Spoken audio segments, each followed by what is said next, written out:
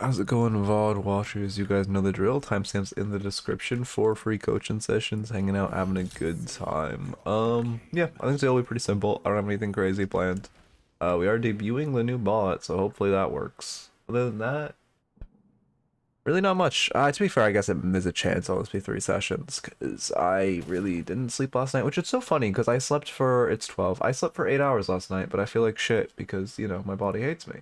And if I don't sleep for like 12 hours, I just feel like human fucking garbage, which is really cool. It's crazy. I feel so exhausted. And I was like, damn, I didn't sleep much last night. I stayed up so late. And I was like, wait a second. Wait, no, I slept for like 7.5 hours. No, that's how much people like normally sleep, but my body just hates me. Okay, let's see. I'm pretty sure, well, never mind.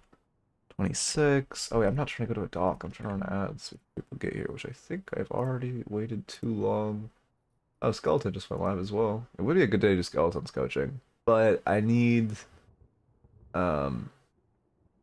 I need to do some Calico analysis first. I want to get my bot review up first. Let me go harass him in his chat real quick. Oh, and he's gone. Wait, did he just go online and then go offline? Okay, cool. I did not. We're just gonna fucking get like I will. Hopefully it works. What's the worst that'll happen? I could have. Well, whatever. Yeah. I ran. Well, whatever. Who cares? Okay. Fuck, man. I'm tired.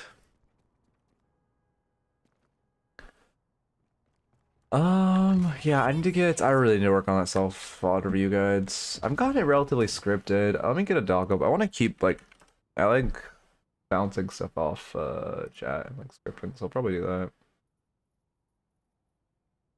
I said, okay, well, Wolf, you can actually help me with this. I was trying to make a rank flow chart of what are the biggest issues, and I was like, you know, for lower elo, it's basically overfighting. Um, I guess I could just make like a common mistakes segment as well.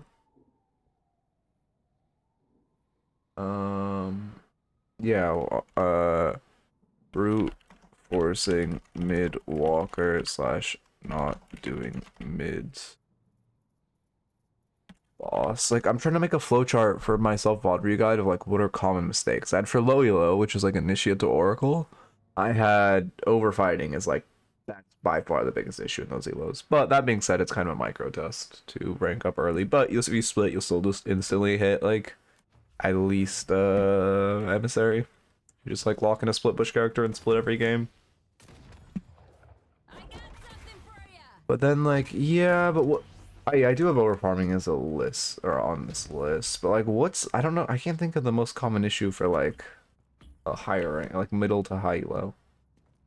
Like there's a lot of minor stuff. I guess it's like working and running Earn and like working and getting bridge buffs, but like those are both things. I guess Earn I could mention. Bridge buffs. I mean, you don't need a coach to tell you know. I mean, is it worth mentioning? Because like you don't really need. You know if you're getting bridge buffs or not. I used to be so good at that shit too, and then I just like stopped looking at my timer. Well, to be fair, I guess I stopped playing the game.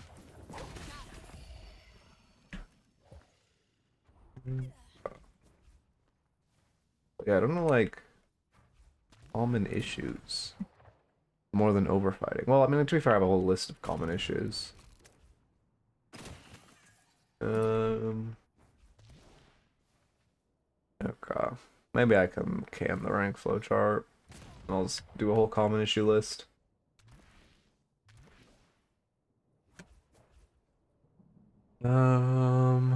Split pushing, ego. Oh yeah, ego 1v1s. It's worth mentioning. And overfighting. Overfighting. At best fights slash 1v1s. Bag for sure. Yeah, I'm not invading. I will add bag awareness. Bag awareness. Oh, I guess I should do that soul awareness as well. Perfect. Oh, there's the bot ping for Skeleton, but I swear he went offline. Oh, there he is.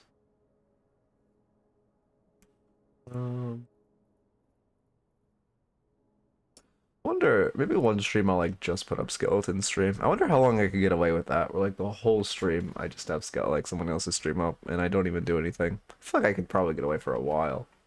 You guys are rats.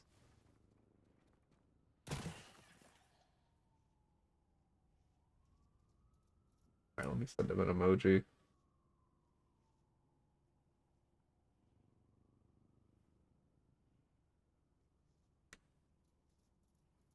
Alright. Well, I gotta go back here, get my dock up. Perfect. How's it going, everyone? Welcome, welcome.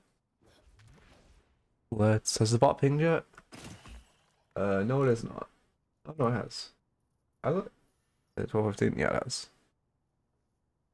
Oh, I don't know if the bot. Oh, wait, I don't know if the bot automatically adds the.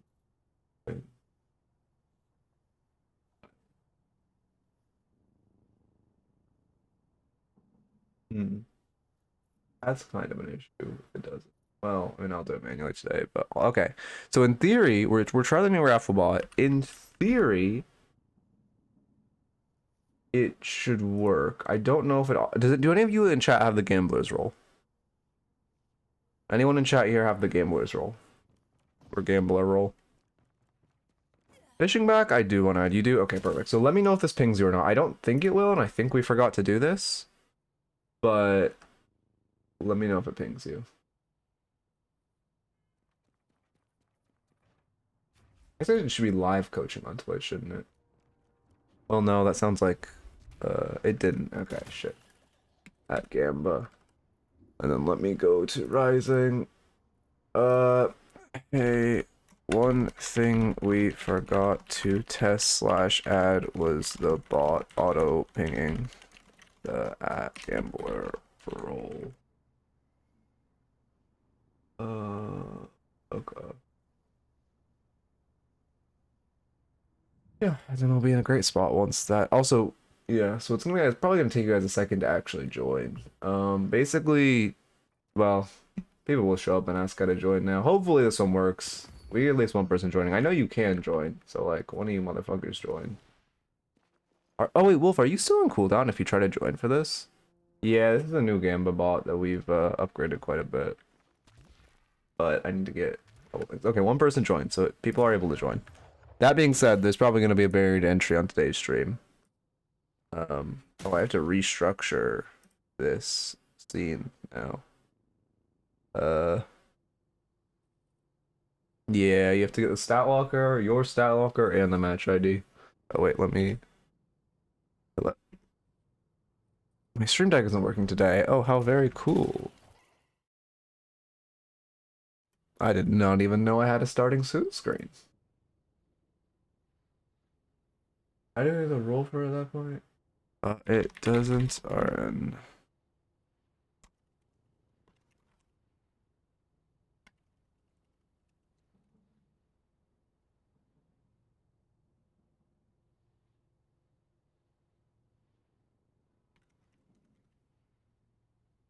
Yeah, we got the new bot. Wait, sorry, yeah, I mean, we're teaming the Rising right now. I don't want like you guys know him.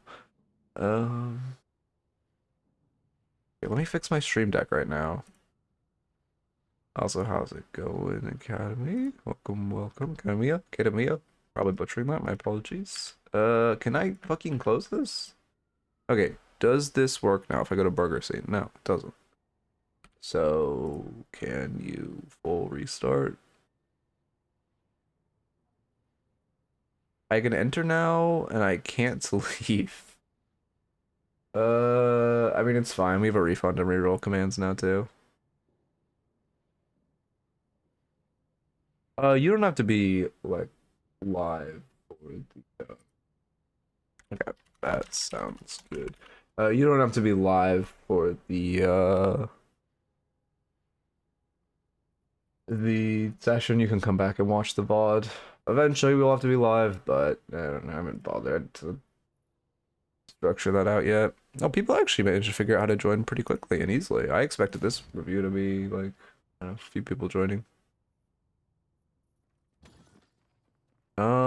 If you look, let's see. Okay, for stat, I probably will need to link like a guide on how to stat locker. Basically, you have to. I actually don't know. The way I do it is you go to stat locker and you go to. I'll actually make a video on this. I think you go to download API. I think it is. Not download API. Sorry, you go to. There's a thing you can download that then auto ingests your match. All you have to do is open your game and like click on them. That's what I use.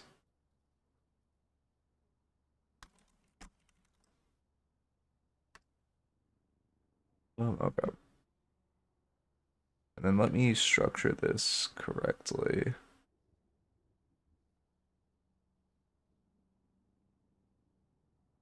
For me, the API works fine, but yeah, manually uploading is also an option. Either way, in theory, you'll only have to do this for one of your games. It's just so basically it just makes it so the bot can auto check stuff. The main thing this will do is kill eco VODs, which will be great. To kill eco VODs. Let's see. Now I need to change the text.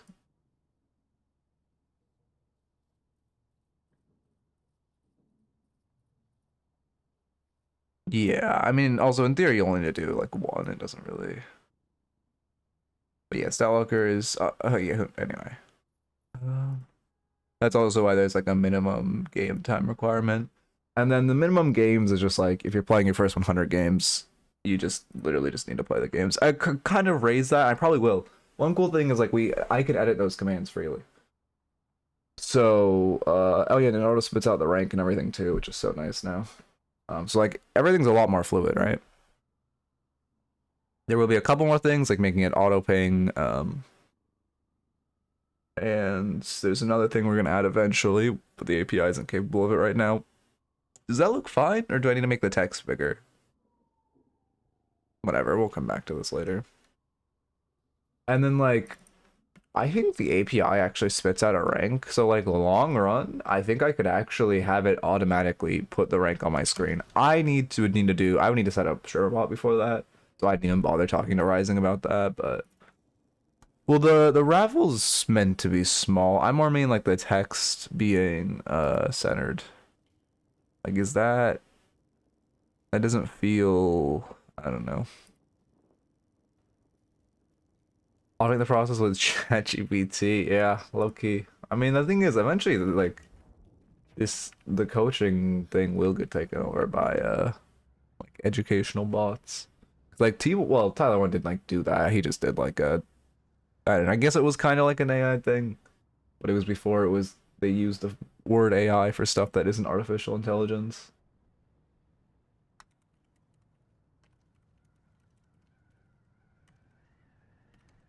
They should. Oh, yeah, actually, that was something I want to ask. Did you guys have your tickets? They should have carried over to the new system. Did you guys have the same tickets as before? Oh, wait, they didn't? You guys got reset? Hmm. Fuck. Okay, well, we'll have to. We might use the old system for today then.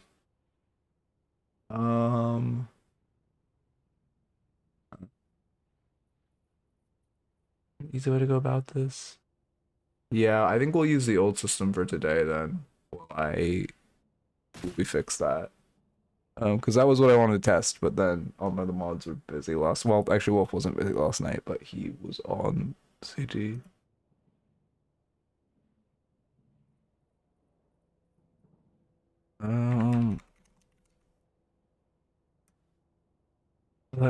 Sorry, I'm seeing some DMs.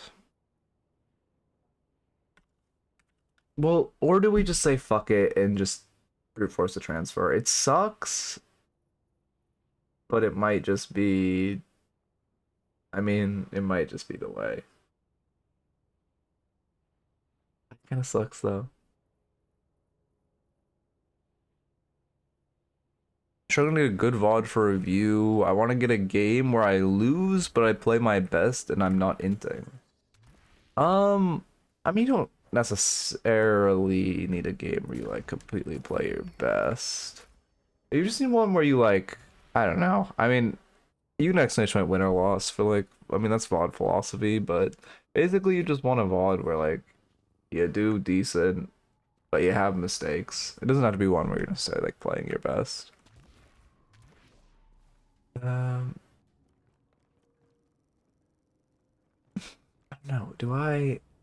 Do we just whole database thing is kind of scuffed.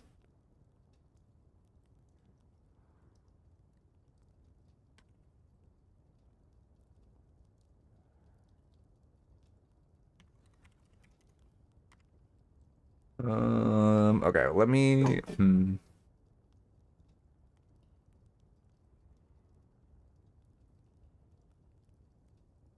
How do we go about this? Because this was supposed to auto transfer. I need to do this first.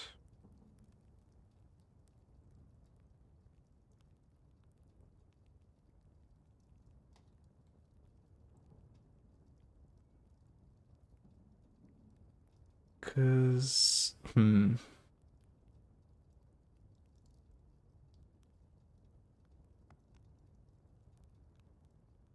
Okay, sorry, I'm doing okay, we got that done, and then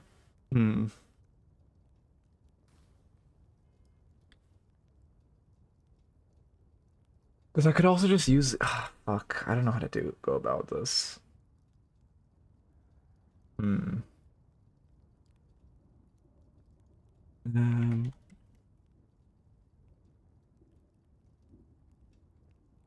Sorry, I have to like okay, so okay, I'll explain the options right now. There's the first option.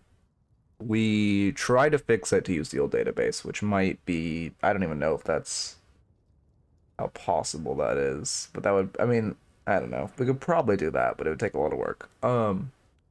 Second option, we just say fuck it and use the new one. Although realistically I should use a new one that I actually use a new database. I guess those really are the options.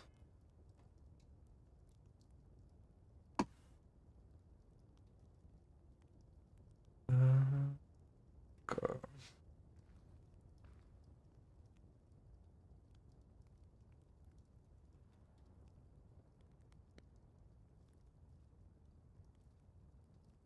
Let's see. Sorry.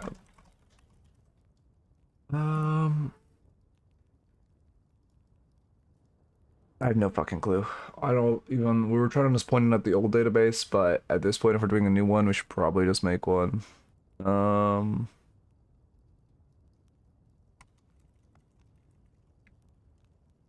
the old tickets database.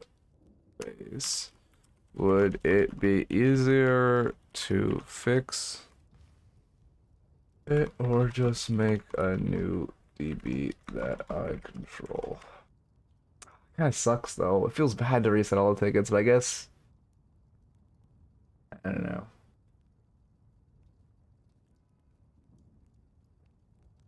I'd be down to say fuck.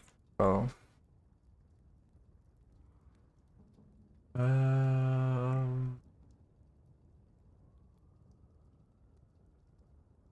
Oh, sorry. We'll get into the review now. Do I have it still on my clipboard? I do. Uh. Okay, it's downloaded. Perfect. Perfect. Did I send that? I did send that. I sent that. I sent that. Oh god. Perfect. All right. Let's get into the swing of things. Um.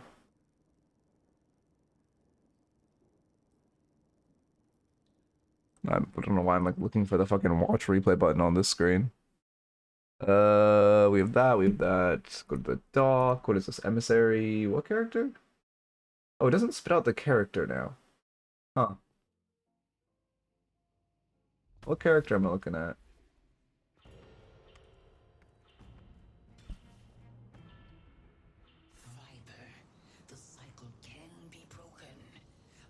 Oh, okay, this is you. Okay, I guess it says the name. That's not that big a thing. Emissary Kelvin. When the waves come, I'll be ready. Yeah, I'm not sure. We might go back. I'm not sure how to do the database thing because it was supposed to just transfer over, but it didn't. So either we'll just say fuck it and like cut our losses and just do a new one, which would actually do a new one because we'd need one, well, behind the scene things.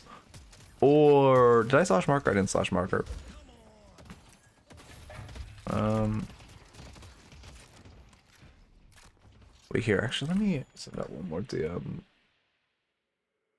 Uh,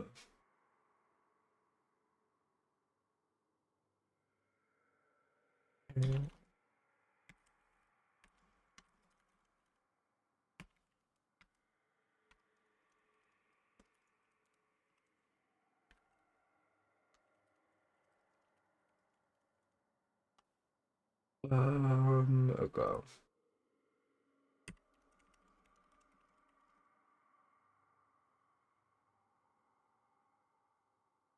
Okay. Oh yeah, what were the, let's see. Big focus in this game is laning phase and lash counter. I only built to counter Ivy and no one countered lash. I mean, on an individual, okay, knockdown's a good general lash counter, but it's not, you have to use it like a little preemptively. On an individual scale, on an individual scale, counter spell is great. Kelvin Dome is also great for preventing big lash ults. Yeah. I mean, and then if he's like really fed, you can go spell break. If he's just running the lobby again, like those are individual counters though. You should be careful, you're playing too far in front of your wave. Yeah, 200 of troopers already is far too much. Okay. Yeah, it sucks the database and transfer over. That would have been so fucking nice and painless.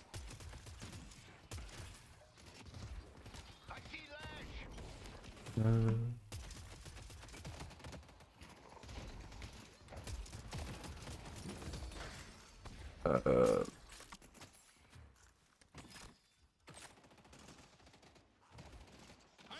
okay. Yeah, so we might, I guess we'll use the old VOD for the rest of this stream. Or, sorry, not VOD, old bot for the rest of this stream.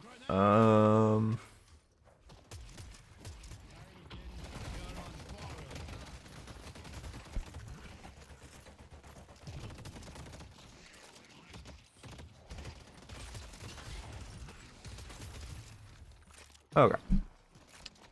Now.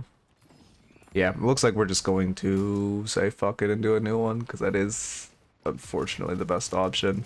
I mean, it should be, like, I'm thinking, I mean, it should be fine, considering we're lowering the bar to entry.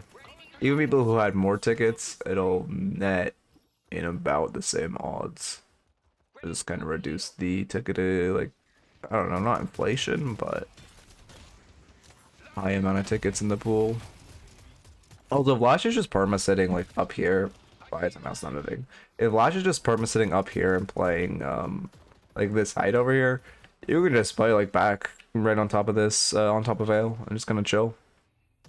Deadlock one works, but it's using a new ticket database, which, if we're gonna use a new ticket database, it shouldn't be, like, it'll be I mean, I guess we could use this one for today, but all the tickets earned. No, it wouldn't be good because all the tickets earned in timeouts would be temporary. So we're gonna do it, like, if we're using a new database, we might as well do a new database that's more convenient.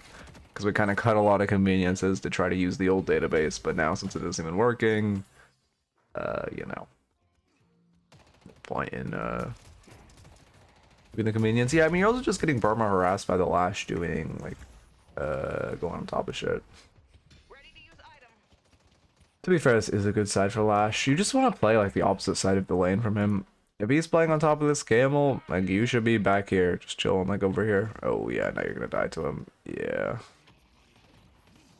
I mean, the vision of the double jump is good. Also, if he's really bullying you, you can go spirit shielding. Pretty decent into him. Denies, like, the later half of his flog and such.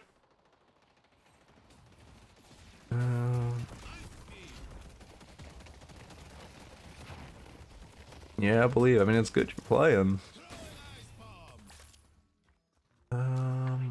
Video was hiding, couldn't figure out where he was. I I just knew he was to the left. I see. Yeah, I mean, it's just, yeah, you really just want to, like, track a Lash in a lane like this. I was jumping off the minion? Oh, I see. Lashes either like to play, well, they're in this lane, they really love to play on top of this camel, or, like, on, or, you know, around the side. But while just doing that, you really just hold the other side of the lane, and then if they jump in on you, you, like, trade with them after, and it's pretty fine.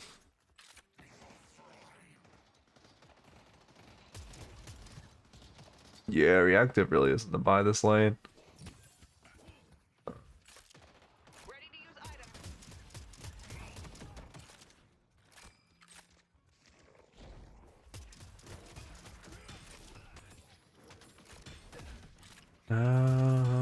Okay.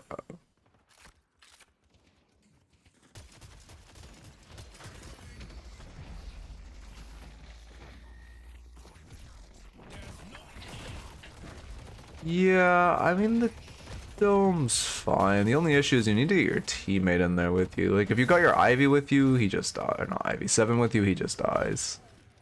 Yeah, also not getting the heal on 7 is really bad. Yeah, I guess, okay, the main issue with that dome is you want to prioritize, it's really, you could use it when Lash, like, dives on you or dives on the 7, then you could use it. Also, you should go on top of the 7 while you're nading so you heal both of you.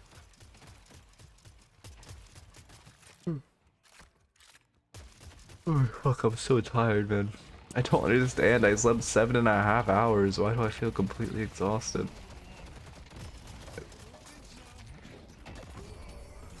Yeah, good go. One of the only times meleeing for a kill is actually good, so good job. Fuck, man.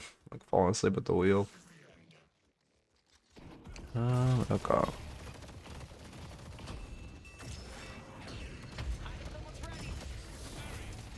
Parry. Yeah, I mean, the main issue is you're just not respecting Lash ult. Or not respecting boost. Boost timers come up at 6:05. So you need to be, like, playing a lot further back, because Lash is always going to try to ult you into his towers. He was already playing a lot further back and respecting his ult a lot more. Do they? I've never paid attention to that. I mean, there's a decent chance they use the same base. Rusted Barrel. Oh, yeah, your buy is also just really sporadic. It just, I mean, to be fair, I guess it's not awful if you just had, like, I don't know, instead of reactive barrier, you had a spirit shielding or something.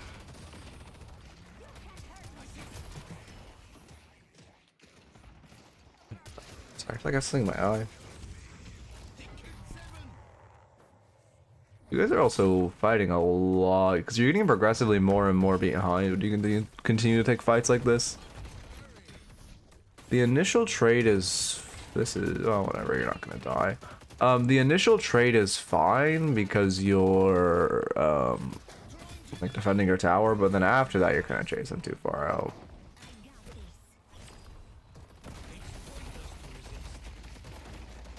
No, it is the same CD. He probably just built, like, an early, compressed or superior cooldown. That's a good punish on the overchase. Okay. I have a few tricks up my sleeve.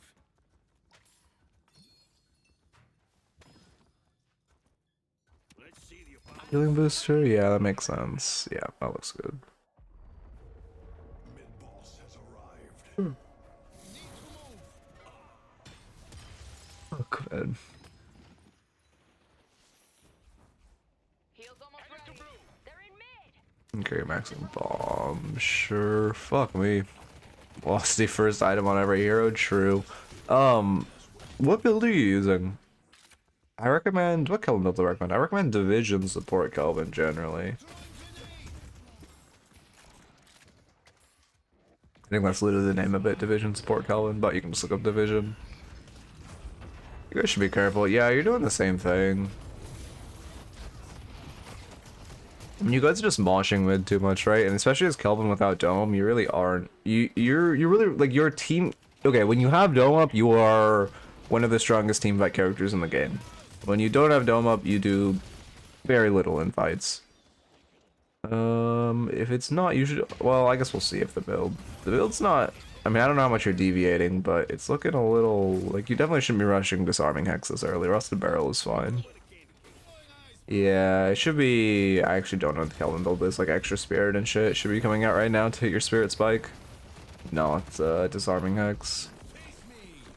Remember you've had this issue before where you over counter itemize. I can turn down my volume actually. Wait, okay.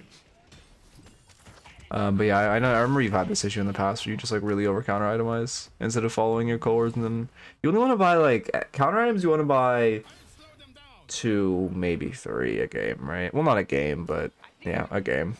You don't want 2 or more. You never want like more than 2 of your slots to be counter items. Maybe 3. Well, your support, so let's say 3. Generally, obviously, it's a generalization. But it just gets you. It just makes it so since you don't have any of your cores, you don't really do anything your core character should do. Also, those double jumps are bad, and you should be trying to leave now, not really fight them. You had ample opportunity to live if you just like wall jumped up here, double jumped up here, and then ran to your guardian. But in general, you guys shouldn't just be sitting mid for no reason. Like, there just shouldn't be, both teams just shouldn't be hard grouping mid. Headed to yellow. Yeah, I mean, the Ivy isn't really doing anything.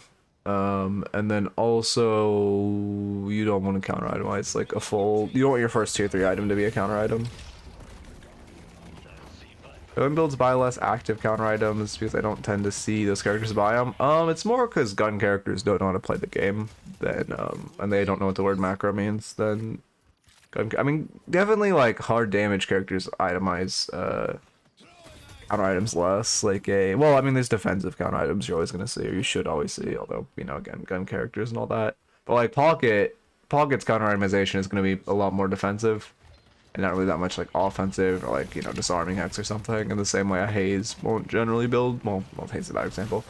A Wraith won't generally build disarming hex. Also, this is a really bad engage. Will my Steam Deck work? It does. Nice. Why do I call it Steam Deck, not Stream Deck? You are just running at their like even if in a world where a Drifter isn't here, you don't have kill potential on the Lash. Because he's like full HP under his walker. Well, not full HP. Like 70% HP under his walker. And you have absolutely no one nearby. So this is, yeah, you should just be backing off here. This is definitely a bad, over chase and commit. I'm sure you'll die for it, which also gives Drifters stacks, which is not great. Yeah.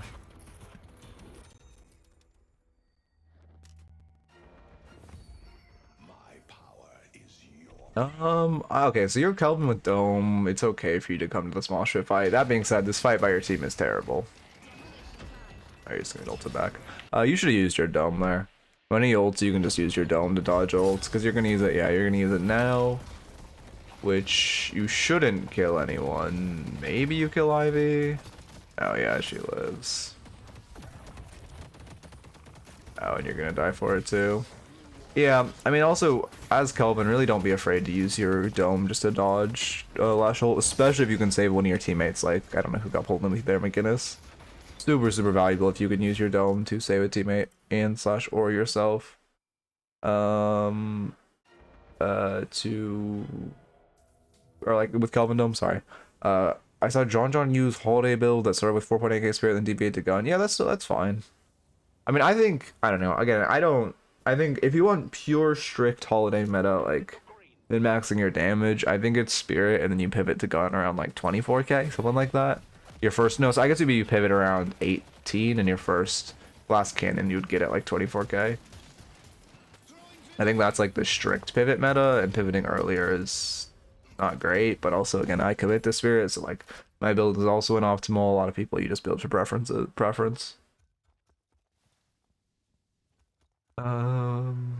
It's not comeback earn, is it? Oh, it is. Okay, we just don't get candles. We love replay. Well, we do actually love replay. Thank God the system's in the game.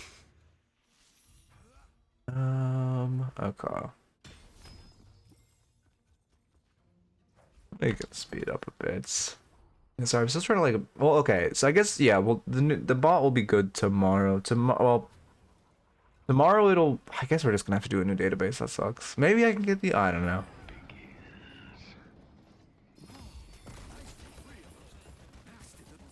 Okay.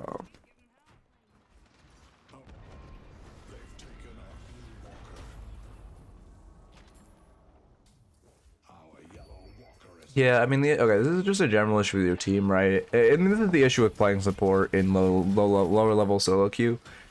Because your team just isn't catching side waves and isn't side laning and it's just all A-ramming mid. But because you're a support, you can't really be the player to go sit in side lane. Like you doing this, okay, it's better than no one doing it. But it is extremely unoptimal for Kelvin to be the one doing this, right? Which, I mean, again, it's good you're doing it since literally no one else was doing it. But like your comp, your Hayes or McGinnis or Shiv should be sitting in side lane. Or 7. You actually have 7 as well. You actually have so many side laners. And no one on your team wants a side lane. But there's only like 50 people. It shouldn't be too bad to brute force it. There's more, it might suck. I mean, it's not. I don't know. Long run, there's a bunch of people. Only like active people who join. There's. Oh, for like. Well, in theory, I could copy and paste if I could get access to the old database. What is happening here? I mean, this is fine from you defending this. You should be calling your teammates over. Also, I think your dome wasn't that great. You really want to pay attention to your dome usage. You want to use dome like really around saving your allies. Because you can never... Like, in lane, you kind of have solo kill potential. By this point in the game, you don't have solo kill potential in domes. You have to make sure your allies are in dome above all else. Yeah, you should 100% ask for... If you actually use your mic, you should 100% ask for someone to take side lane from you. Like, again, it should be... I mean, 7 100% needs to be in the side lane, and then, you know, McGinnis can apply a lot of split pressure. Hayes also likes to farm. I mean, she's a Ricochet build, so she's going carry. Shiv also likes to get some souls in him.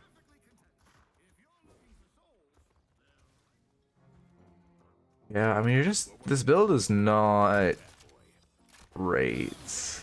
I'll find you a good... Well, again, I just recommend Division support Kelvin. That's, like, the best support Kelvin build, in my opinion, right now. Although I haven't looked that deep into Kelvin support builds, but I know it's really, really solid.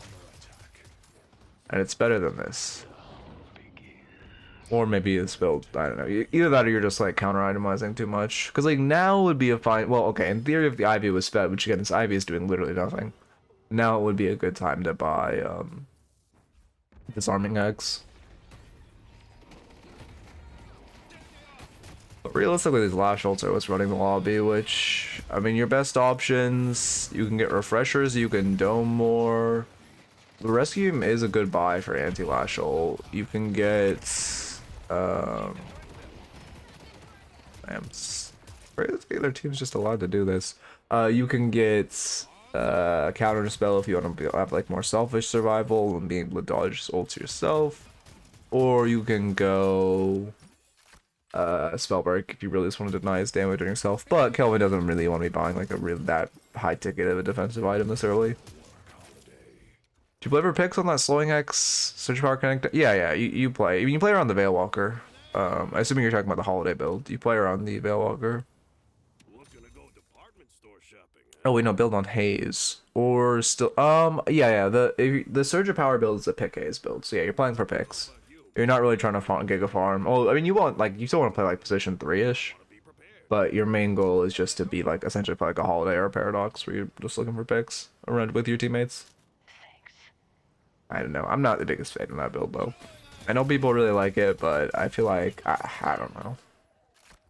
I just don't think I've seen like a game where it's more valuable than Holiday or Paradox or even Bebop as support. Like, well, okay, maybe I've seen games where it's more valuable than Bebop. But I genuinely don't think I've seen a game, in my opinion, obviously again, very subjective, but I don't think I've seen an opinion or a game where it's been more valuable than Holiday or Paradox.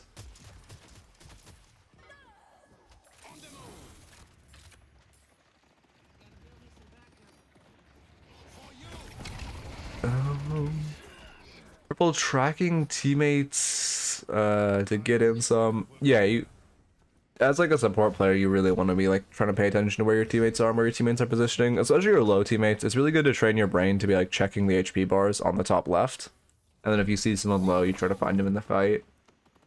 But you just, I mean, the main goal right now is like, we look at this map and it's like, okay, Hayes is fed, 7 is fed, Shiv's a little fed, but like the soul, I mean, to be fair, Shiv is fed, and Shiv Kelvin work well together.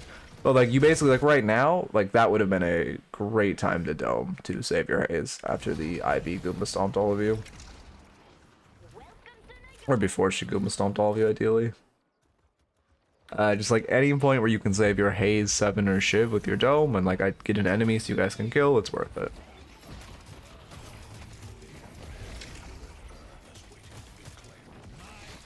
Yeah, that dome definitely isn't worth. He was pretty dead to rights. The dome doesn't really secure it. I mean, yeah, I agree with McGinnis. You guys should go mid now. Let's go mid.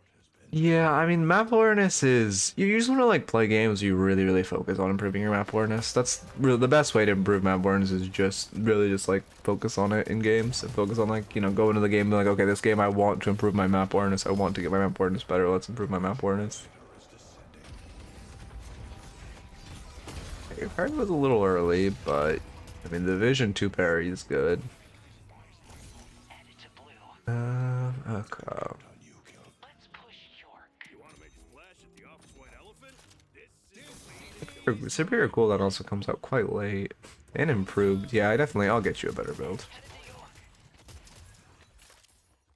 to York. I mean same deal. You definitely shouldn't be walking this wave in. Your team's running Urn, which is good. Honestly, it's great. Your team's running Urn with Rejuve. You should not be, like, you can't be solo pressuring this walker. I mean, in general, when your team's running Urn, your team really shouldn't be solo pressuring this walker. But especially as Kelvin, you can be. You should push this wave, and then you should go leave, and, like, go walk with this Urn. Kelvin can't really be the character side laning. Especially with no 2. Yeah, you should just get swapped and die.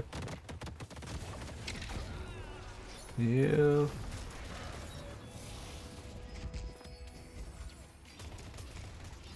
Let's see. I mean, you have no dome, which is rough. I mean, 3 of your teammates are on the other side of map, which isn't great. At least they can pressure the walker. But in theory, if their team just collapses on you guys, they trade a walker for 3 kills and 3 rejuves, which is very worth. Yeah, I mean, you just didn't have dome up. But again, that would have been a great time if you had dome to dome, just to deny the last ult. Yep, I mean, funneling Shiv here is good. You should kind of just leave, though. I mean, oh my god, your teammates didn't take Walker. Okay, well, that's really rough. I don't know why these 3 people just chose to leave. Instead of take the free Walker, but... from your perspective, it's good you're trying to funnel Shiv in the fight, but you should just be trying to back out at a certain point. Yeah, but, like, yeah, I mean, if okay, again, it's not... The idea of splitting while they're running Urn, like, is good, but it's not because it's normally good, but because you had Rejuve, you don't need to distract for the Urn, and then also because you're a support, it's not really your job to be doing that.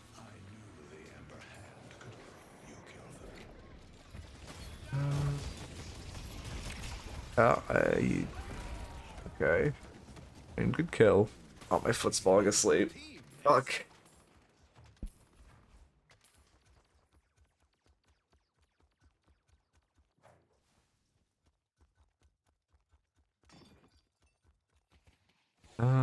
Okay. I'll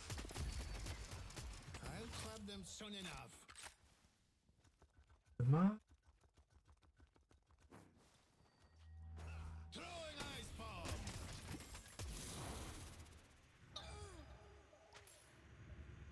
I expected nothing. Yeah, I mean, it's a fine rotation. I don't know how your team managed to win the fight, but they do, so you just... Well, to be fair, actually, you didn't need to rotate. Well, no, they have 3 a lot. It's fine to rotate in there with Lash, yeah. That's fine. The spirit urn is waiting to be claimed. In theory, you guys should run Urn off the advantage, but... So fine, you guys didn't. Healbane Fleetfoot... We're getting a little heavy on movement speed. I don't think you need... Well... I mean, nah, Fleet-footed Enduring is fine. It's just like, on Kelvin it's always been a little pushing it, and then plus the multiplicative changes. I assume it's worse, but... I mean, I guess at this point Fleet-foot isn't that worth, because at this point you're very pressed for slots. At this point your slots are really costly. The vision to contest this guy on doubles is good, or contest this guy on doubles is good, but you can't do it alone. Like, you don't win the 1v1. Yeah, it's... Yeah. Luckily, you live, but that was a lot of needless risk. We're not really achieving much.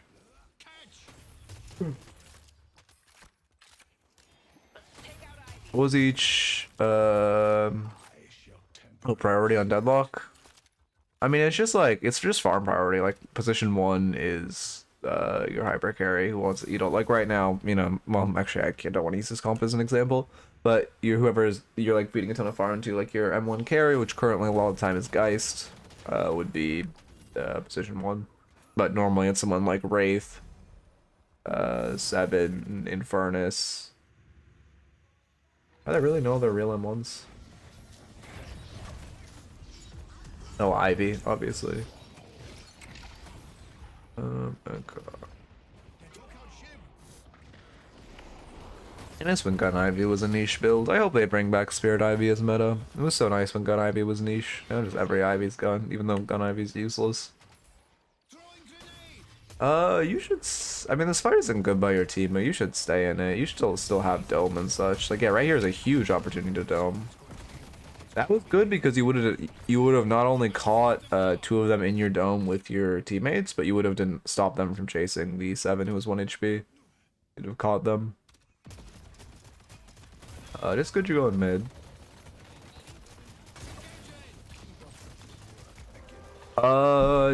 Demov? I don't honestly know his role. Normally he's playing more like position.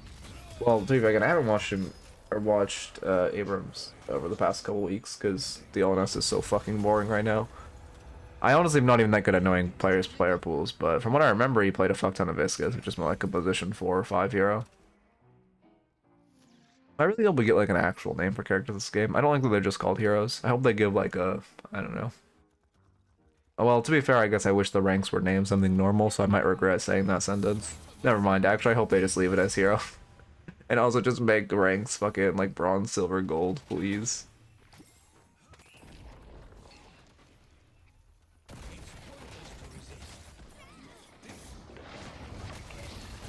Okay, I mean, this is like, yeah, I mean, you guys are reinforcing with Reju, which is okay, but it's so much better if you just run Earn and secure Earn first. I mean, again, this is just the Rejuve Holiday stuff I talk about, where like, once you get Rejuve, you should run Earn first, and then you can pressure and eat their jungle, and then when you have like a minute or 2 left of Rejuve, well, I guess we'll say a minute and a half to 2, then you go run at them. But like right now, with still like 3.5 minutes on the clock, just running at them, you're wasting a lot of Rejuve. And you're just kind of forcing a mistake also because your teammates are not there to fight with you. Now would be a great time to jump in and dome. Like also, after a lash ult is a great time to just like run in yourself and toss a dome. Also, when you have dome up, you don't really want to just throw alk fire for fun.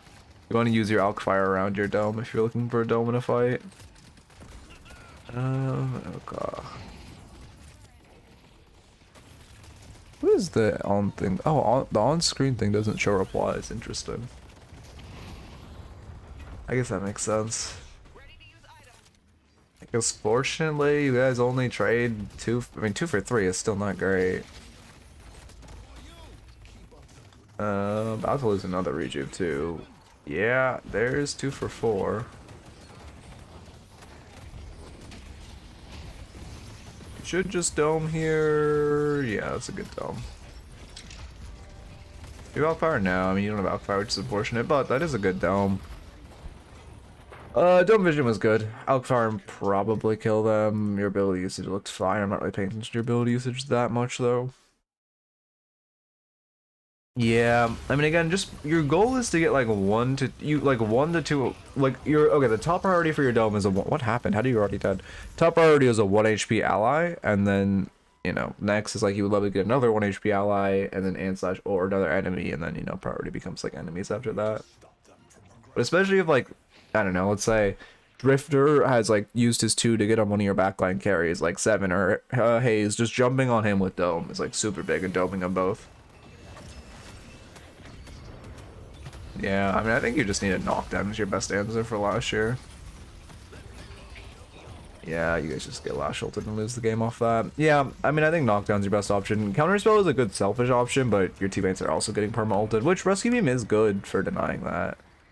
So you could go counterspell with Rescue Beam, but you're getting relatively pricey. But yeah, I mean, that's the end of the game. Okay, anyway, as far as the notes, first off, you know, I mean, just you were over counter itemizing a little. You were going a little too much towards Like that early, just the Disarming Hex came out too early. Again, let's just get you a good build before I go on a whole tangent. The rest was good. Good. Yeah, I mean, this is literally just division support Kelvin. I actually think I need to manually update it. Just this. Kelvin's really just Kelvin's best build right now, in my opinion. What are the other top ones? Do I recognize any names? Iggy probably has a good one. Wow, there are actually no names in top Kelvin builds. I mean, yeah, this just looks like it looks fine. Yeah, I mean, this looks just, like pretty similar to divisions. They both look fine. Well, to be fair, you're getting to be fair, I know Refresher earlier is a little more meta, but they both look good. Yeah, and then next up on the notes, definitely work on your, like, playing around your dome and trying to dome what HP teammates, paying attention to where your teammates are on their 1 HP, also not just kind of running at the enemies for fun. You sidelining is better than no one sidelining. However, it's much better if you call one of your like if you at least ask for one of your teammates to take sideline from you. At that point, if you ask for one of them to take sideline and they don't, it's not really your fault if you lose the game. And the onus is kind of on the support sidelining to ask for rather than the carry to ask to take it.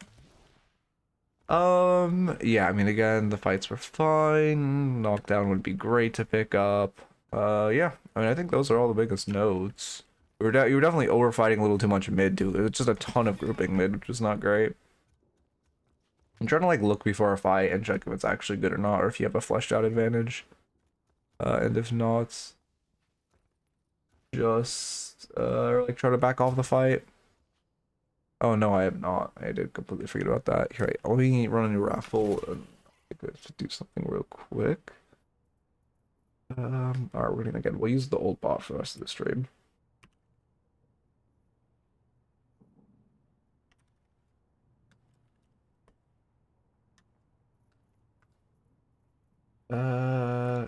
Using this bot for the rest of the day. Need to update the new bots DB. Okay. At Gamba. Yeah, if you do really like pushing objectives, I do recommend trying something more like, I don't know. Again, NEM1 is great. Wraith is great. McGinnis is the best split character in the game. Wraith has really, really good splits. Really M1. I mean, Ivy has very, very strong split and very good movements. Yeah, I mean, then if Ivy, well, to be fair, Ivy's bad right now. But we're gonna trying Ivy or Wraith then. They both have like the really strong gun, but also very OP and very OP get out of jail free cards. Anyway, give me 1 second. Oh, I restruck. Well, whatever. Who cares?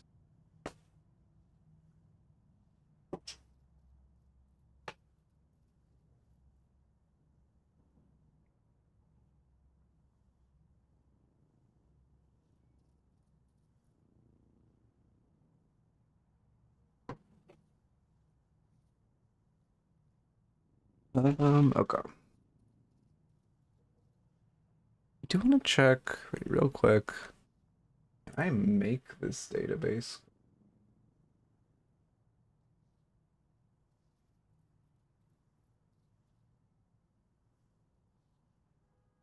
Or is this gonna be a whole thing?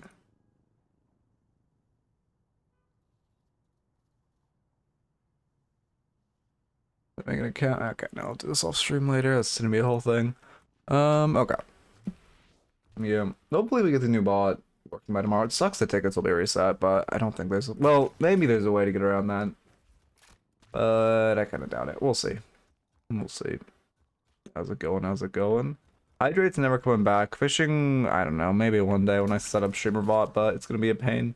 Actually, no, I don't even think I can.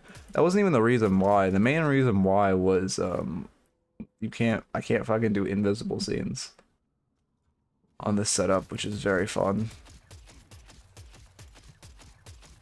Okay. We're really well in an Ascendant Eternus lobby. That's good. That's good. Do I need?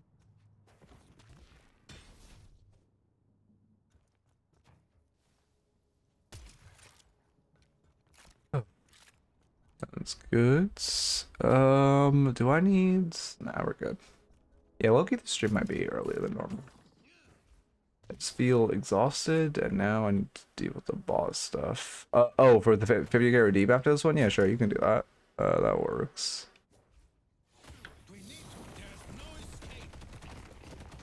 We'll see. But yeah, might end up calling the stream a little shorter than normal. I really need to work on that guy. There's a lot I need to, notice the grindstone, as they say. It's crazy how well the vlog channel does when I upload, like, subsequent days, but, like, because I take the weekend off, there's just that inevitable fall off a cliff, which sucks. I put the date in the title wrong? Oh, I did. No, 1526 is not correct. Oh, I should be. Oh, it should be 1526. That's what he means. Okay. This one to 2026 as well. Then. Okay. Yeah, this is a sidebar. Yeah, I'm good. At 30k by 20 minutes as Geist and just walk through the lobby. Yeah, we love Geist. I think Geist having a bomb that does like 500 DPS AoE is really balanced for farming. And the fact that she has to build 0 spirit items for it to do that. And the fact that her 2 does like 1000 damage with 0 spirit items. It's really fair. But, you know, they did remove... What did they... I don't even remember. The nerf was so pathetic last time. I don't even remember what they did. Like, at least I remember on Billy they took away, like, 1.2 base gun damage? Or base bullet damage? At least I remember that pathetic nerf. I don't even remember the fucking, Geist one. Because it was just so menial. They removed 1 ammo. Oh, I see. Well, that, you know, really sure. Her issue being that she does a comical amount of damage off her base spirit items while building gun. That surely fixes that.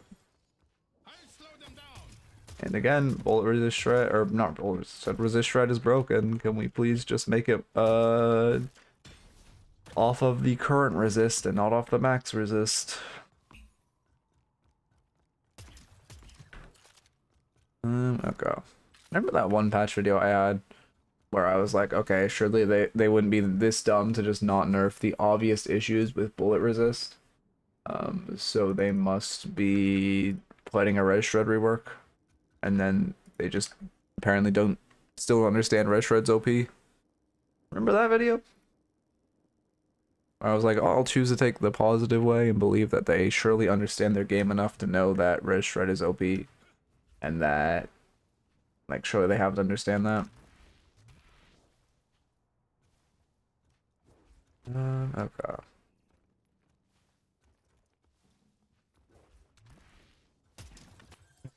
I don't know how we're gonna do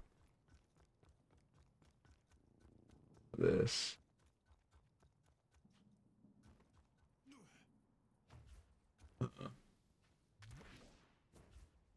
There's no good way to go about it. Yeah, okay, code our last post in Discord. Okay, perfect. I have a dentist appointment in a fucking week. Actually, wait. Shit, is it during a stream day? That would be great.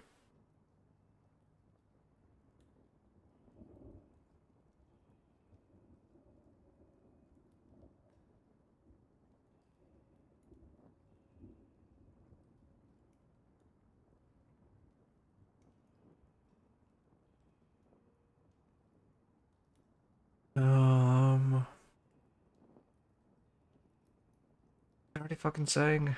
I don't even remember. I needed to do something and then I completely forgot. I was thinking of the database. I was thinking of that. What the fuck was I thinking about? Yeah, sure, that works. Well, actually, I think I can just... No, actually, to be fair, I can just find it in the match. Not a big deal. Yeah, it's already here. I already found it.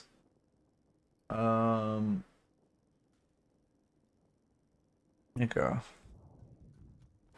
don't even know what you're talking about, Wolf. I also don't remember what the fuck I was saying.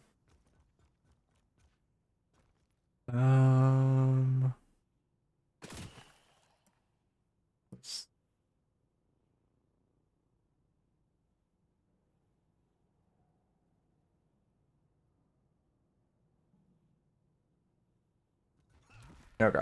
Yeah, I got the match ID.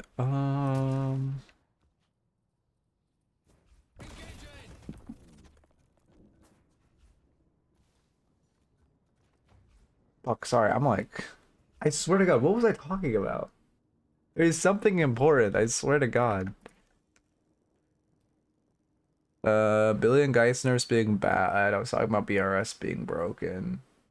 I don't fucking remember why I got him. Ugh, God damn it, there was something I needed to do and I just completely forgot. Whatever, win some, you lose some, man. I'm sure it wasn't important if I forgot, smile. There was something though. God damn. I they're like a fucking, why does the ceiling have blue tiles? What the fuck? That's new, no? I think that's new. The like weird blue tiles? I'm pretty sure that's new. Why did they add that? It'd be cool if they did like, I don't know. That's not new? Okay, I'm insane. It'd be cool if they did like the OG kind of like, it's High's mod. Oh, interesting. Okay. If they did like, what I'm looking for, some kind of like they slowly tease and add stuff, kind of like the OG Fortnite days with like fucking Kevin and shit like that. That would honestly be so fun if they were just like every like menial patch they like slowly added color to like this room over here until eventually it turned into like the customization room. You believe me? Okay, you're lying. Cool. Well, Reedy said no at the same time, which is what made me believe that. Global on the ceiling. Oh shit, let's see. I don't even know what ARG means, but I agree. Okay, downloaded yet? Nope, still downloading. Wait, is this even the right bot? Why is a secret player playing, you know, Baldy? If this is you, I mean, I guess you did fine. Yeah, I guess this game looks fine.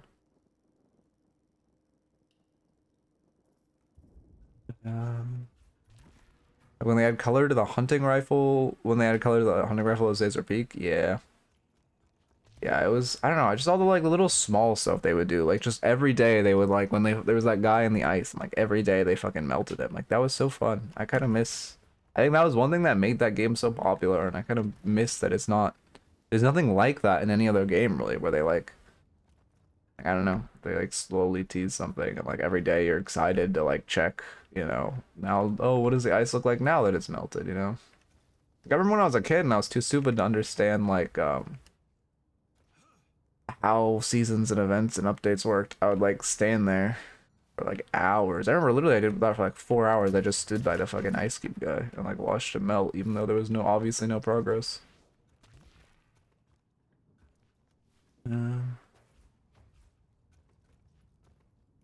Tweaking, trying to get a good game for a VOD and I just get stomped. I just stomp them. Yeah, I mean if you're stomping, you're winning though, so that's good. I mean it's also probably a consequence of like if you're watching a bunch of educational content, you're gonna start naturally performing better until you hit like a more challenging plateau. That's also probably something that's not helping. Okay. We don't need a YouTube review today. It would be really nice to get one. If I could just record the guide today, I've been putting off. Life would be a utopia. Do you guys have any ideas for the self-VOD review guide? Let me know. Anything you want to see? Any recommendations? Any questions?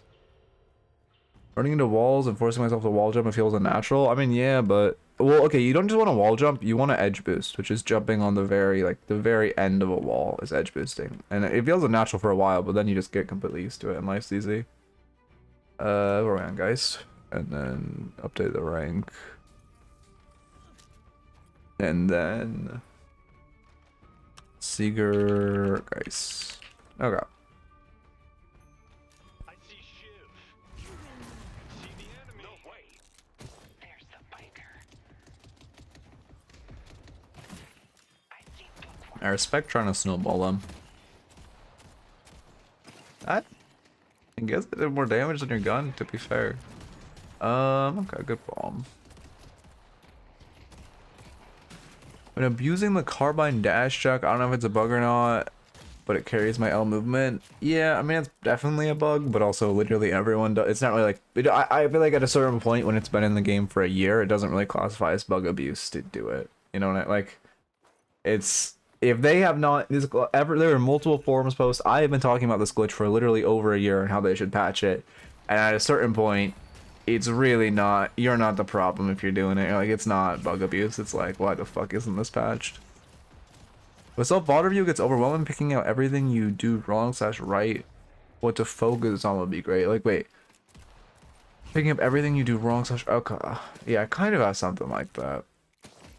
But I want... Oh, I did not realize how many snowballs you have when you have it maxed. I have not... I got the ornament challenge done, and I have not played a single game of Deadlock since. I'm just waiting for the patch. This looks good, though, and, like, lane is fine. Obviously, they're not really challenging you, but this is good. Now you should walk up.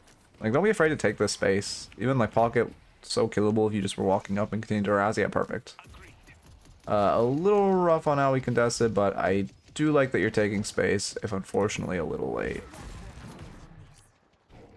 This is getting... yeah, this dives too much, though. You got him low. Oh, that's really bad. You used your 2 as well. Mystic burst already? No, extra spirit. You got him low, you had a huge advantage, but you just kind of threw that advantage by trying to dive. If you just kept harassing, forced Pocket to buy defensive, and just kept the pressure up, it'd be a lot better. Took a 2-week break after finishing the challenge. Yeah. Yeah, I'm honestly, I think over the past, I mean, I do this game for a job, and over the past 12 days, I have played 4 games. It is, I don't know. Again, I love this game more than anything, but this patch feels brutal to play on.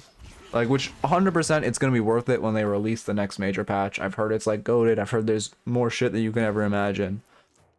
But it is, you know, leading, like, you can definitely feel the neglect right now as they're focusing on the next patch, which again, it will be worth it, but it feels rough. I do not understand how people like Skeleton Honey play the game for like 10 hours a day every day. I feel more exhausted after, like, on this patch specifically, I feel more exhausted after working like a full shift than I do, fucking playing like 2 hours of games. I mean, your movement's good. You're just like, you guys are in a very dominant position. Well, to be fair, here you're kind of low. You're just kind of forcing the issue, right? Like with that dive, you were kind of forcing, and now you should just be playing on top of bridge. I like that you got wave prio, so you're walking up to harass, but you should be walking up from stairs, because you're kind of just letting Victor run at you. Which you have too, which is fine. But you should kind of just be, again, playing like this, so that way if you fight he's fighting on wave. It's still bad that they chase you out, and your wave is just allowed to free siege tower. But it'd be better if he was fighting you on the wave. See, that's why you want to play around the wave when you're pushing up. You had a best of 3 of my games daily. Wait, is that I don't think that means best of 3 in this context. Oh wait, sorry, there was a VOD review thing that I missed. What would be interesting to see is your perspective on how frequent in-depth the VOD review. Do you really VOD review every match? Okay, interesting. I'll add that to the list. How often to VOD review? And then, what was the rest of the questions?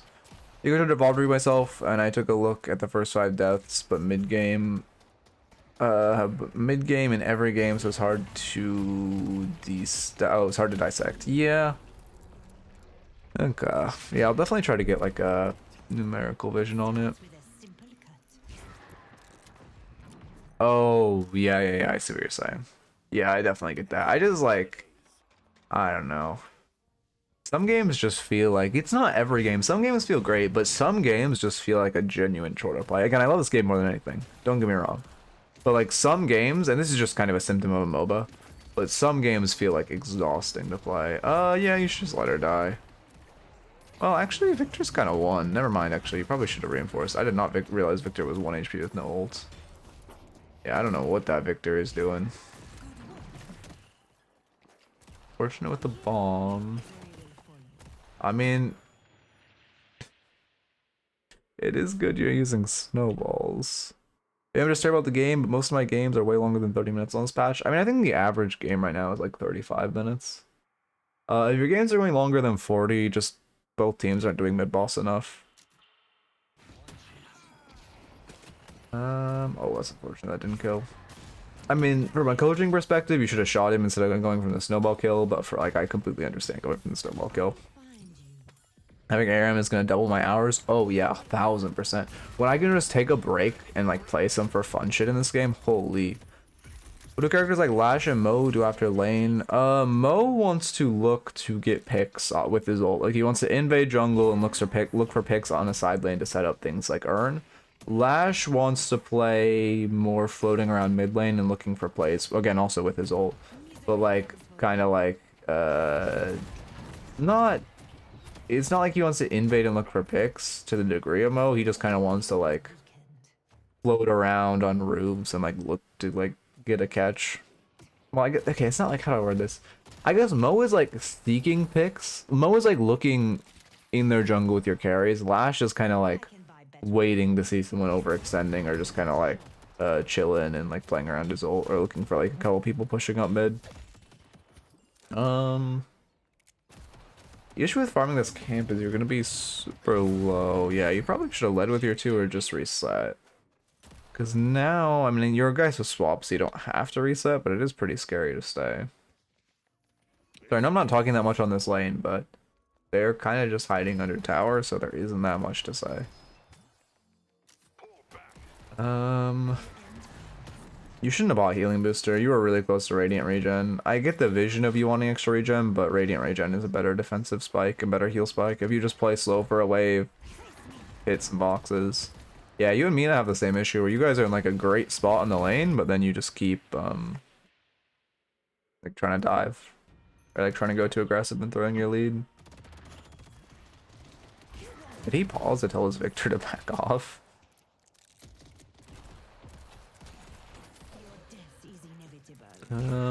Should be careful. I guess you have swap, you're not in that much danger with Pocket being 1. Okay. Yeah, I don't recommend using your 2 to heal. It's really not worth. Mina has a lot of killing in her 1, and also the defense or the utility damage and utility your 2 can provide on an enemy. It's not really worth putting it on cooldown to heal your allies, in my opinion. But it's like giving your health to heal ally is not bad. However, putting this insanely overpowered ability on cooldown for 30 seconds is bad.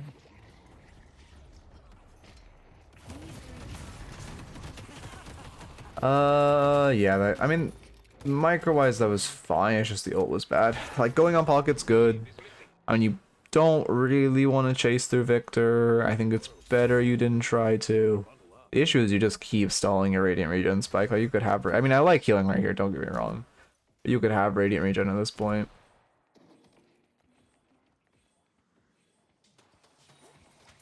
Okay. Panicle, yeah, that's definitely a habit you want to get rid of. Like, you know, you obviously only want to swap someone who's higher HP than you, but also you swapped, well, you were like, I don't know, 30% HP. It's a guy's habit you get. I honestly don't know the easiest way to remove that habit. You really just want to focus that you are swapping someone who has HP. And again, I would not press your swap button until you're below, like, at least below 30% HP at the minimum. But realistically, even lower than that, like 20% HP. In lane, I feel like I have prio in lane. I just do slight pecks at them under tower while they do boxes and get a soul lead. It depends on your character. If you're like Amina or Geist or someone who has like a lot of harass, you can just walk up and keep like harassing them under tower. Kind of like this Mina is. Geist, I mean, like right now you're playing a little too defensive. But kind of like this Mina is. Oh, but if you're someone like Ivy or someone who, you know, wants to min-max their farm and doesn't really have that much poke potential, then it's better for you just to box her out when you crash waves. But if you're a character with poke potential, it's better for you to like keep harassing and keep the pressure up. And also, in theory, they shouldn't be able to box her out if waves crashing into them. And if you're just permanently crashing waves into their tower, that's like amazing for you.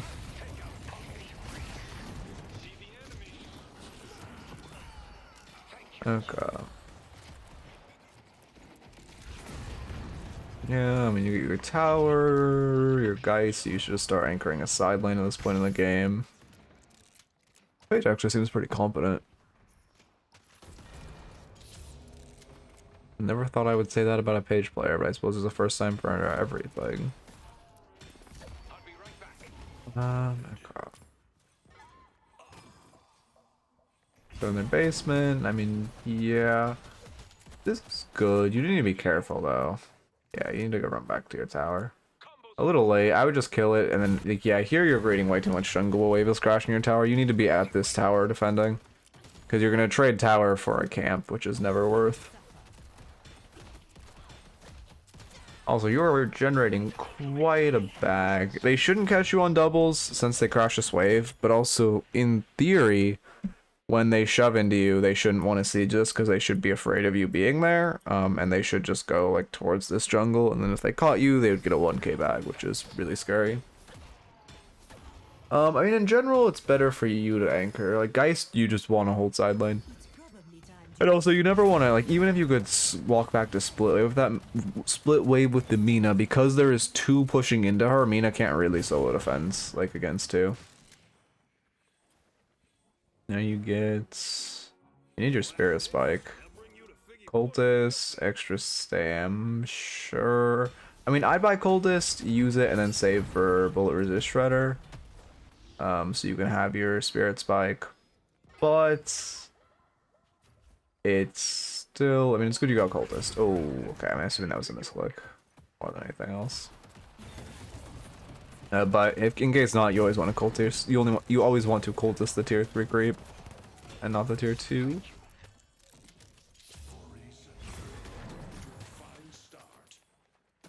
Did the Sinclair just type here? Sinclair typed that. Okay. Okay, Sinclair. Yeah, Crown Crave. Okay, no worries. I mean, you're farming like on camp seems good. You're probably I should go to the centers below you. Okay. Like BRS now. QSR. Oh, also I just recommend using Osis's build. You should just use. I mean, this build doesn't look bad, but QSR versus Bullet Resist Shredder is 100% worse. I recommend using Osis's build. Also, as guys, like right now, you really just want to be. Your Mina should be, I don't know, doing whatever the fuck she wants, and you should just be anchoring the left lane, shoving it, farming, shoving it, farming. You've been farming a ton, but the reason you don't have a real lead is because you haven't been catching waves, and waves give the most souls in this game. So even though you've been getting a ton of camps, which is great for you, you haven't really pressed that into any conceivable advantage. Aside from, I mean, you do have a lot of sitter buffs, which are good, but you know, you could have even more souls if you were integrate. You could have a lot more souls for integrating waves into your farming. Like farming seems solid.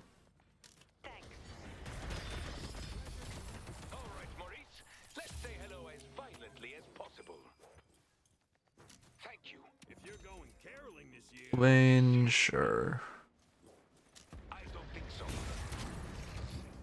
Is it a Slang Hex game? Slang Hex is really solid this game. That being said, Geist isn't really the character that needs to buy it. You guys are winning by a ton.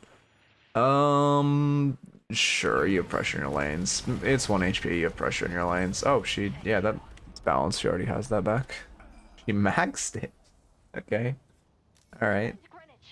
Did I recognize that name? Oh, I do recognize that name. Wait, this is someone in the... Well, to be fair, it's a very common name, actually. To be fair, actually, it's just a common name. But there is someone in the community. Well, actually, there's multiple people with Droid in their name. But there is someone in the community who just has Droid as their name and not anything else. So that she maxed it, was kind of surprised. Yeah, I guess her goal is just a parma split. Like, I mean, I see the vision. If the intention is to have fun, then, like, go for it. But if the intention is to win, then it definitely isn't optimal.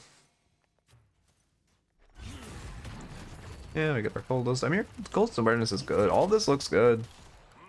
Like, your build's fine. Your Cultist awareness is fine. The main issue I'm seeing is just that you're not prioritizing waves.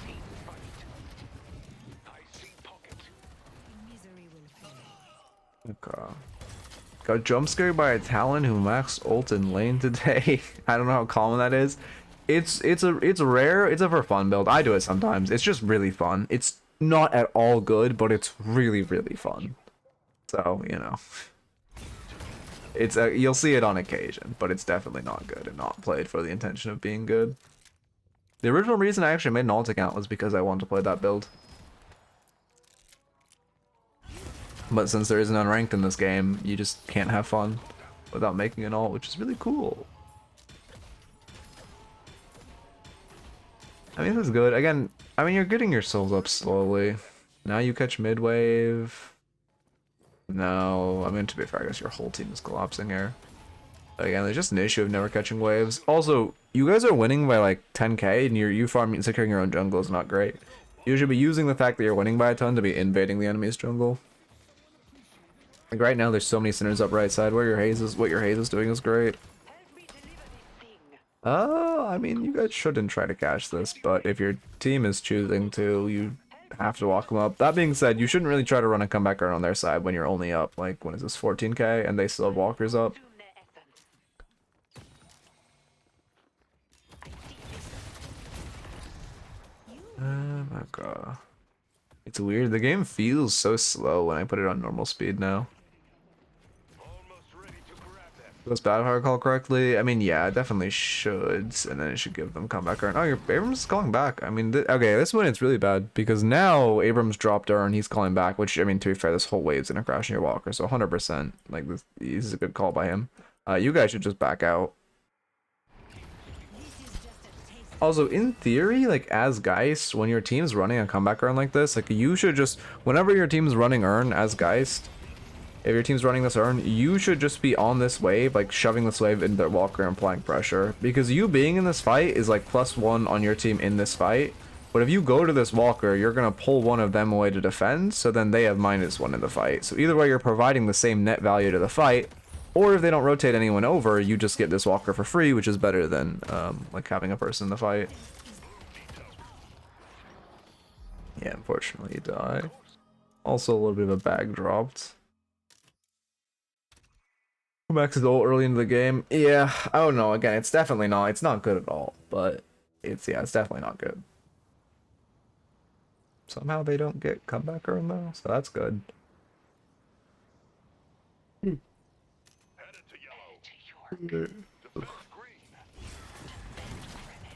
Right.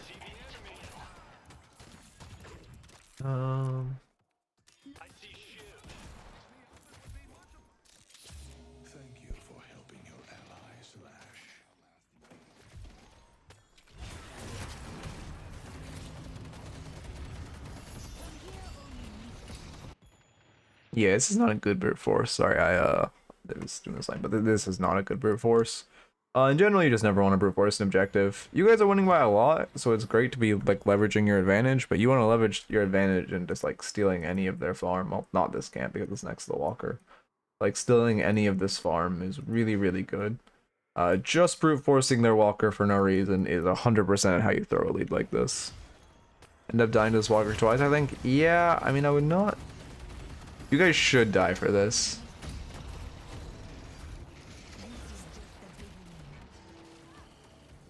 Yeah, your pocket afflicted too. You have ult coming online. Yeah, fine. I mean, luckily you only lose your lash and have to reset. That's like best case scenario. Oh, well, I guess best case scenario is they just are not defending. But this is like best case of the what should happen scenarios. Oh wait, there was quite a few things typed. Wait, what? Wait, what did I? How did I miss what you were applying to? Thank you. Follow lag. Welcome, welcome. Oh, laggy raise. Welcome, welcome. This me off. The Stalker is missing 4 games of the year. I wish it lined up. Oh well, you can manually ingest them if you need to. I'm used to playing carry characters that sit back and get farm when they can. How do I play characters like Dorman or Abrams who wants to make plays early on? I mean, like Abrams, well, Dorman also as well, but Abrams is like the better example of this, so I'll use him in this example. You really just like post lane instead of, well, okay, like a Wraith would like just hard farm in their own jungle on weak side. You want to go into their well, I guess you're trying to invade on their weak side, but you want to go where like they have jungle and you want to invade with your pick character. Like try to use, you essentially want to have the same farming patterns, but it should be in the enemy jungle instead of in your own. And just like looking for picks on anyone farming in their own jungle. Just making sure you shove waves before you go for the invade.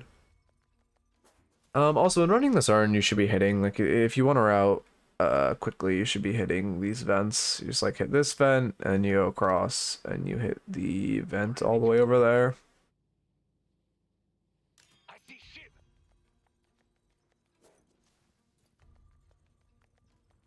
Okay.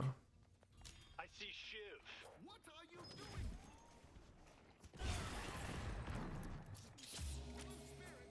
Defend green.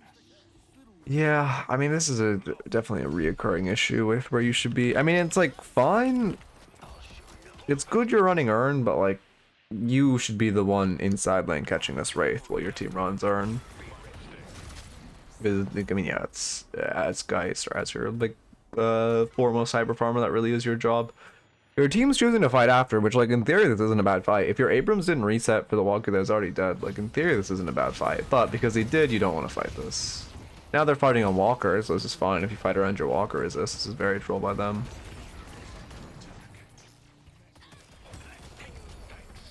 Yeah, and now you go mid. Yeah. Good mid call. Don't like running her myself, but I've been conditioned to do it. Because I call him grab Urn and know what he does. Yeah, I mean, it's kind of hard when you're like, when you are playing the weak side or M1. Because like normally, I mean, it's better you run it than no one, I suppose. But it really, like, well, Urn's being ran is, like, it should be you in side lane holding Wraith, so it sucks it can't be. But it is better you're running it versus no one.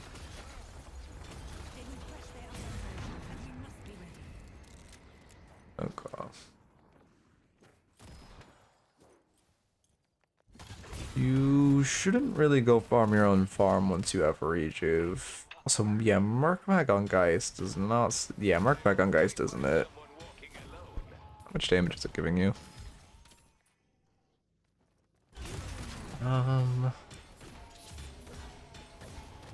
88s. Can't actually tell what the base is.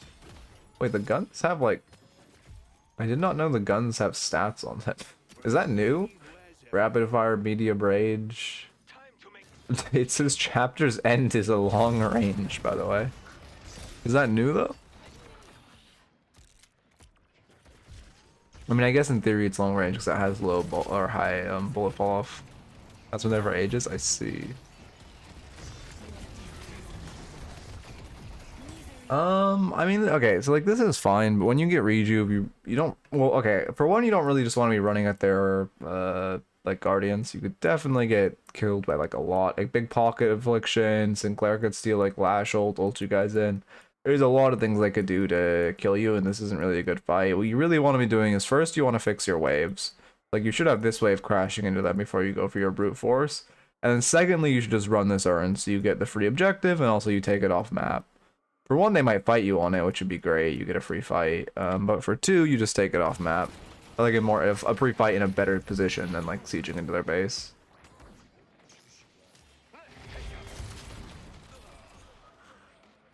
Okay.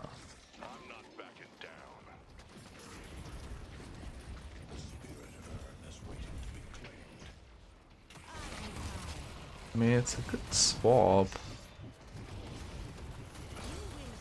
Yeah, luckily you guys managed to breach, but realistically, you should have gotten a lot more punished for that in the way you sieged, especially without one of your waves crashing into you. Wraith is pretty far from splitting. Okay. What makes fighting an enemy comeback Urn dangerous? Like, well, from their perspective, fighting an enemy comeback, or from like the enemy teams? It's, I mean, you still want, well, okay, in this context, they wouldn't want to fight because, they, like, Amber side had rejuve, right? But normally it's dangerous, oh wait, fighting an enemy comebacker, normally it's most dangerous if they have walkers up, is the really time you really don't want to. If they have walkers up nearby, you pretty much can't contest, unless you're up by, like, a ton. Or generally just the map geometry being so much, for one, it's just slightly more favorable for them, and for two, it's so much closer to their base. If they can very easily reset and get out, well, you guys have a much harder time resetting. Okay, anyway, as far as the notes, in lane you should just focus more around wave. You guys had wave advantage pretty often, but you should be pushing up with your wave, playing around your wave, trying to harass them. Like walking up the stairs where if they fight you, they have to tank your wave. Secondly, when you're winning by a ton early, you should really focus on invading and try to invade as much as you can. Let's see. I would also focus, I mean, yeah, as guys, you need to be sidelining a lot more. It's good you are running Urns or is no one running Urns. But when Urn isn't up or you're just chilling, you really should be in side lane trying to get up your own farm, and especially focusing waves, like, or side lane slash waves while you're farming, of like you hit a camp and you steal farm, and then you you know, or like you want to shove waves, steal their farm, walk back when waves pushing back, get your own farm, and then go catch wave, shove it again, rinse and repeat. That should really be your farming pattern. Okay. I really just like no fucking stand. Now just do that like 1,000 times, Wolf. Easy. You're distracted by farming a lot of the time. I mean, if your team has fucking M1 carry, that's fine if your team isn't fighting over anything. If your team's fighting over an objective, you should be there. But if your team's just fighting for fun, you don't need to. Yes, we're well, to be fair, I don't actually think we're doing another generalized raffle today because we have a points-based raffle, but yes, tomorrow in theory when we have the new bot, it's you can't have over 3.0 KD to stop ego VODs. But right now there is not. I'll just finish this camp. Oh, for waves. Yeah, it's definitely, you always want to prioritize waves over everything. Okay.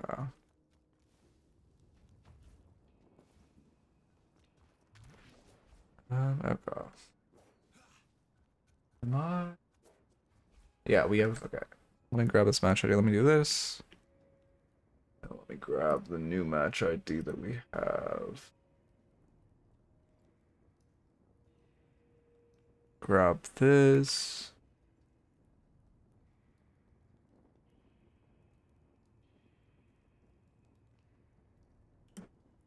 And then... Okay. I don't know if they are here or not.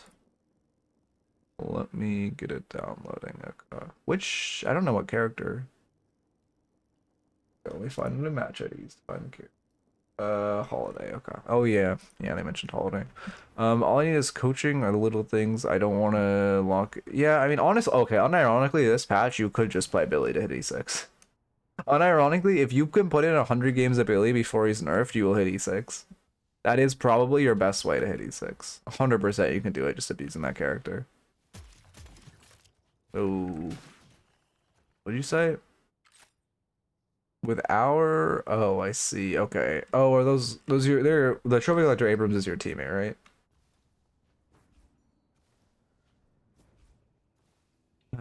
I don't choose if the message is free or not. I probably just auto-delete them. I mean, I can read it. But did he buy... Oh, no, he didn't buy Trophy Collector. That's big. Okay, see. Homeless now. Unlucky.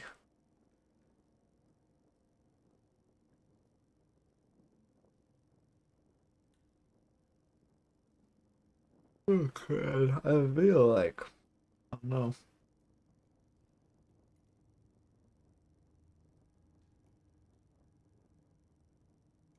Ours is your duo. Okay, okay.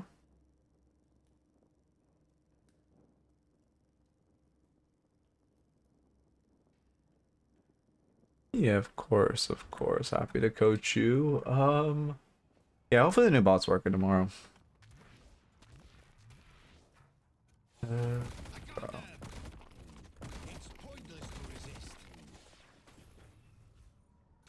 Anything else? I think we're good. Man, it sucks. I mean, I hope there's a way to transfer over the old database, but I would not retain hope. I would not retain hope. And Billy's 100% 1v6 broken right now. Billy can very easily 1v6 a game. That character is so disgustingly overpowered right now. I mean, Geist is kind of in the same boat, but not even to the degree or extent Billy is. Billy is just like, he's Billy. We love Billy. My guess was, I think I said the 17th to the 23rd. I don't even know if that's an actual weekday. If I had to guess, it'll be third week of January, whenever that is. I mean, I'm surprised. You definitely will see. I mean, I think you will see more and more 1v6 stomps. Because there's a lot. That character can just do everything. It is very cool. Okay.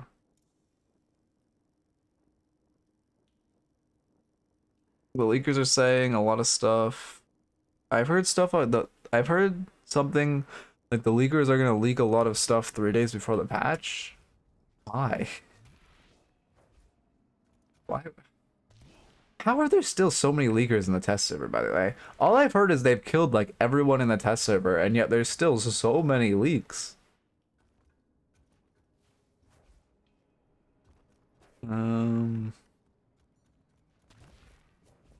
I mean, just do the fucking thing where you put two characters. Just literally put the other two characters as Geist and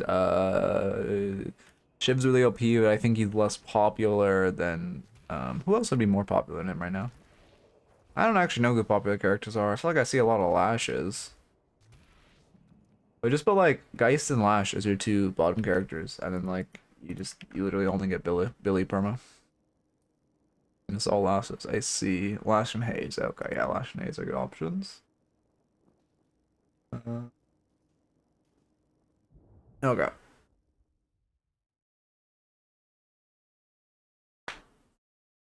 Let me update the rank.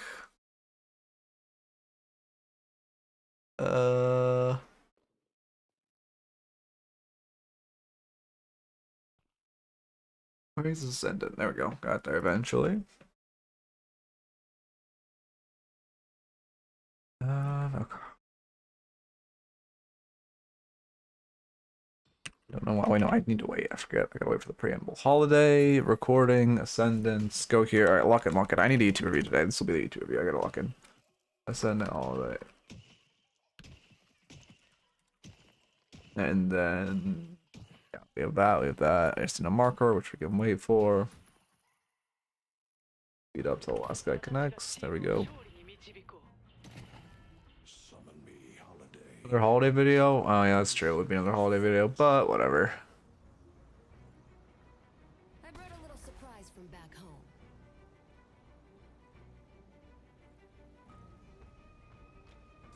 home. Crap. Flash marker on who? Billy or Victor? What am I doing? Ascendant Holiday. Holiday. Okay, there we go. Log in. You have an 80 to 90% win rate on Victor, and it went down the drain. Damn. I mean, yeah, Victor's definitely solid. I'm surprised Victor's win rate is so high right now, though. I guess they just run solo queue or like lower level lobbies, but I feel like I don't know. I should spend these souls. Like, don't get me wrong, he gets to 40k and he's like fucked up, but I still would much rather be against a Victor than an Abrams or a Billy this patch. Like, as far as frontline go, or Shiv actually. The only frontline character who I would rather be against than Victor, is there one actually? I don't think there is one. Yeah, I mean, make sure you're jumping before you throw your barrels, so you don't have the, like that happen.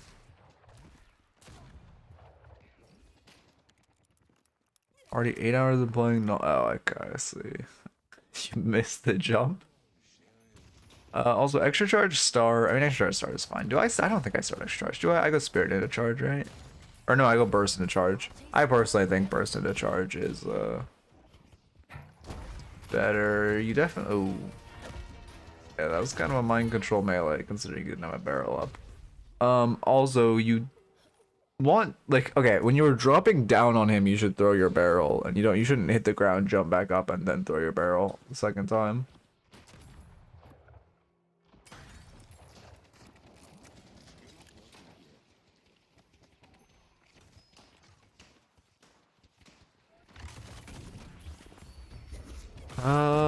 When you're trying to okay, so like, yeah, basically you just shouldn't trade it.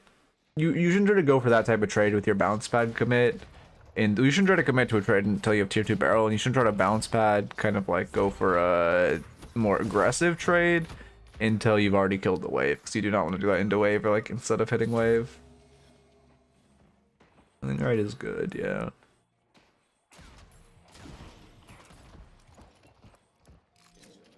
Ow. Double barrel doorman door. Yeah, I mean that's a good combo for sure. Like lasting someone through a doorman door.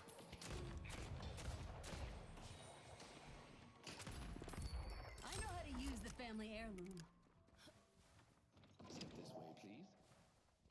Bullseye.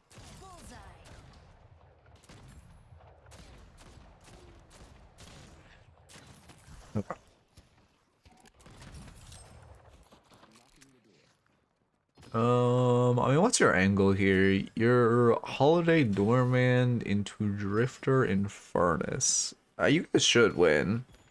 Rusted Barrel's a pretty solid item this lane.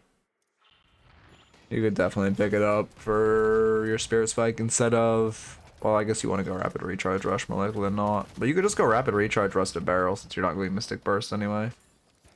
As OP as Mystic Burst is. Rusted Barrel is pretty good going into this lane. Okay. You need to focus Wave more too. There's a lot of times where you just... Did they really just... There's a lot of times you just aren't focusing Wave, which is great. Also, were you not wait, were you chasing him with a bounce pad up? No, you can just, like, when he's 1 HP like this, you can just bounce pad in his face. Like, you're using 2 stam, you can literally just bounce pad and then dash like you would when someone's, in your lasso. Or you also have the option just to bounce pad and try to, like, land, you know, Goomba stomp and land on top of him. When you, like, you know, later when you're chasing, you're more on the open fast bridge. But your best option is you can literally just bounce pad and then dash. Like, when he goes for the parry and such, just bounce pad, dash, just get your free 70 damage, definitely kills. You going for buff, that's perfect. I don't know if there's a buff that's better on Dorman than you. You two don't really need to come here. Dorman can just be box routing. You shouldn't look for a roam. You should just go back to your lane. This is bad. You're gonna waste a lot of time and they can do a lot of damage to your tower if they play their cards right. They should just hard shove and take like half your tower's HP. You're missing a lot of minions too, which isn't great. Yeah, it's definitely not worth the roam. Yep, they get what? Okay, to be fair, they only did like 20% of your tower, but you still missed a full wave and took 20% of your tower's HP, which is not great. Yeah, good lasso. I mean, you don't really need to use the lasso to kill there, but it's good. Oh.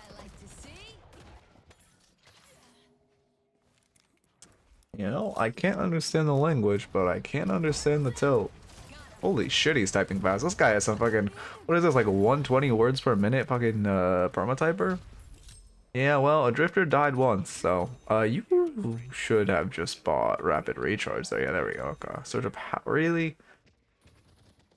I mean, it's I've tried Surge of Power before Rapid Recharge. It's not, it's worse than Rapid Recharge. It's not bad, but it's just, again, it's inoptimal in my opinion, obviously. Okay.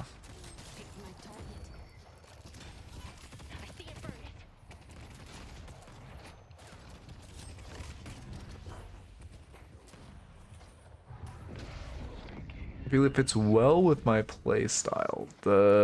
I mean, it just, what does it do better than Rapid Recharge for you? Because it's just, it gives you like less damage than Rapid Recharge. Rapid Recharge gives you an extra charge. The only real benefit is the fire rate, which like you don't even have gun items, so you're not really capitalizing on. Your gun is doing like kind of like tickle monster damage right now. Yeah, 60 DPS. You're getting 22% fire rate, so you're getting 20 extra DPS on your gun. It's not that crazy. I mean, you're only really using the charges in like burst. Plus, keep in mind, Surge of Power imbues, I mean, it's more. I actually don't know after the nerfs. I know it's more. It imbues 24 versus Rapid Recharge imbues 16. So, like, it's still, what, an extra, I don't know barrel scaling, an extra 16 damage on every barrel, but that's not, like, that much compared to having a full extra barrel that's gonna do, like, 230 damage.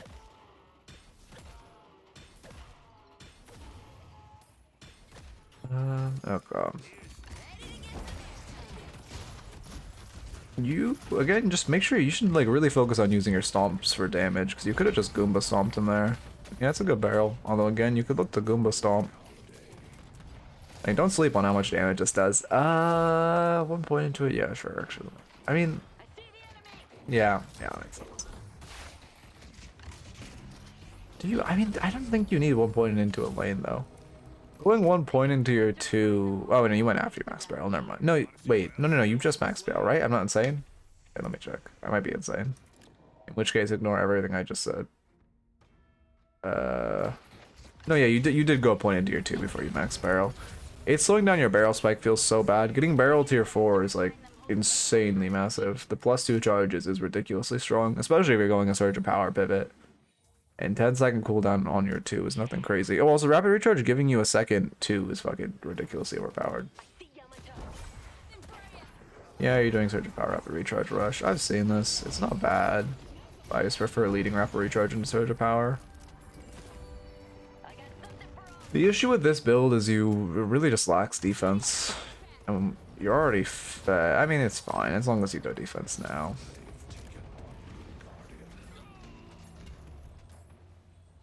Okay.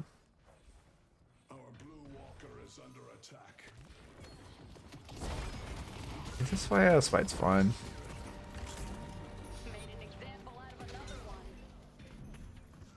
No, you're kind of overstaying your welcome. Yeah, you just leave. The air strafing, your stamina usage is a little rough. Also, you don't need a melee on that mantle. You can just grab it.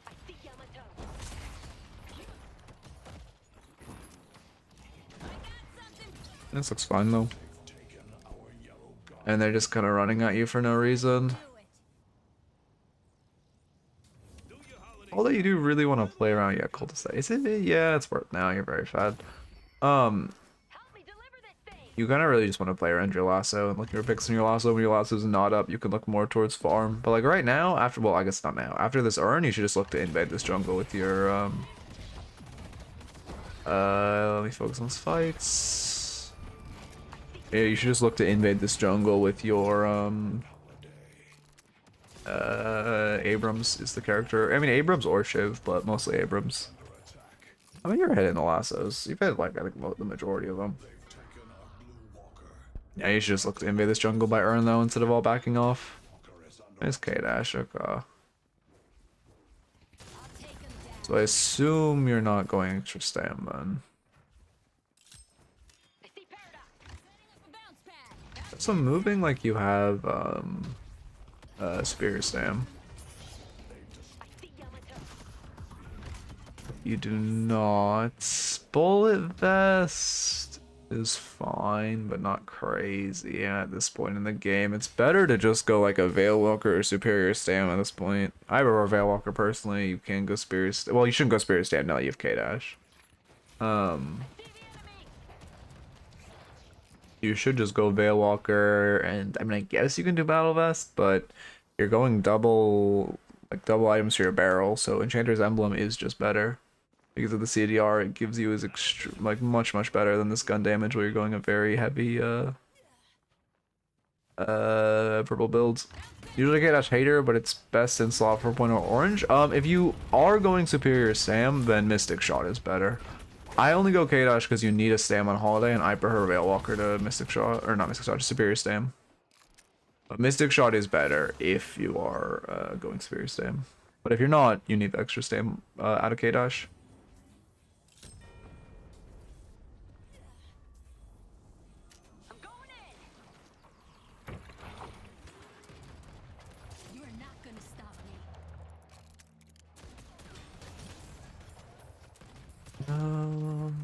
Yeah, I mean, you guys, this is rough. Yeah, your Abrams is going to be forced to hold the side lane. You guys are chasing way too deep into this walker. Like, okay, you have a good vision of, like, grouping in a squad of 3 and looking for a pick. But, like, you have to... You can't look on their walker. It's good you're looking around Urn, but you kind of need to look more in their jungle than on the lane. I guess that's what I'm looking to say. You're losing your lead. I mean, you have like a high kill lead, but you're spending so much time fighting, you're losing your lead pretty significantly. I mean, pretty much all of your teammates have caught up. The enemy team, most people are close at the very least. You have an item on, I guess, most of their team. Which isn't bad, but you've definitely thrown the well, not thrown a significant, well, yeah, thrown the significant advantage. Because again, when you have lasso, great to look for. Like you should just lasso here. Great to look for. What's the word I'm looking for? where to look for picks, invade, fight. Like right now, you should look to invade their doubles with your Shiv. However, when you don't have lasso, it's scarier. You should support this Shiv and this invader, like hit this sinners while he invades. Leaving him alone is really rough. Luckily, he gets out. Return Fire is not that good this game. Return Fire is not giving you much value at all. Only character it really gives value into right now is Drifter. Because, I mean, it gives some value into Inverness, but not really, since he's still stacking his Afterburn. If you want an anti-gun option, and realistically you need anti-spirit, because they're pretty hard spirit, so I would just go... I mean, if you need to late game, you go Spell Break, but you could just go Counter Spell Spirit Resilience. Isolate 'em one at a time. You're banging for the anti-spirit? I mean, if you want an anti-spirit option, just go, we don't really need bullet resist this game. The only like significant bullet damage they have is Drifter, and he's 1 in 6. Everyone else on their team does significantly more spirit. I mean, McGinnis normally would do gun, right? But she's doing a spirit build. But everyone else on their team, like I would say 75% of that damage you're going to take this game is going to be spirit. Maybe higher, considering how behind the Drifter is. Better bundle up. Fortitude, sure, but then you press for movement tools.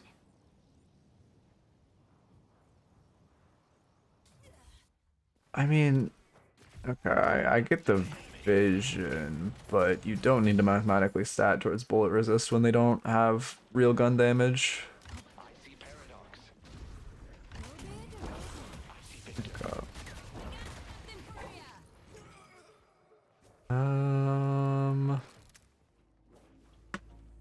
Let's see. Also, you're really... I mean, I guess this build works when you're winning, but this build feels really slot heavy. Team's doing mid, you're getting mid prio, this is fine. Assuming that was a fat finger.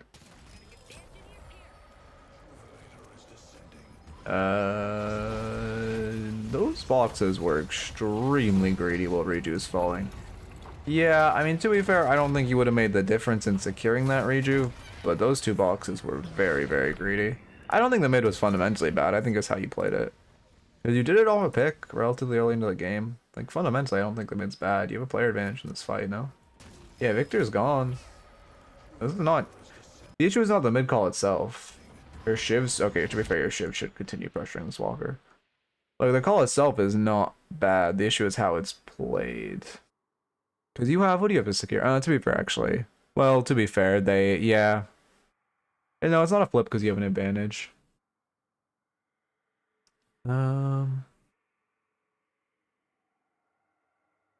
Let's see. Did the Victor die after you started the mid? It looked like the skull was after you started the mid. If that's the... No, he died. Or, you mean you called mid here. This is fine. I mean, okay. The argument against it is they have Infernus ult, right? And Yamal. But you have Dorman and Dorman ult. So it's not a flip, it definitely leans toward your advantage. If Hayes can hit a decent sleep, or Dorman can hit a decent, like, ult, it's fine. The issue is just that no one on your team melees and your parries are desynced. Okay. Yeah, I mean, the vision wasn't bad.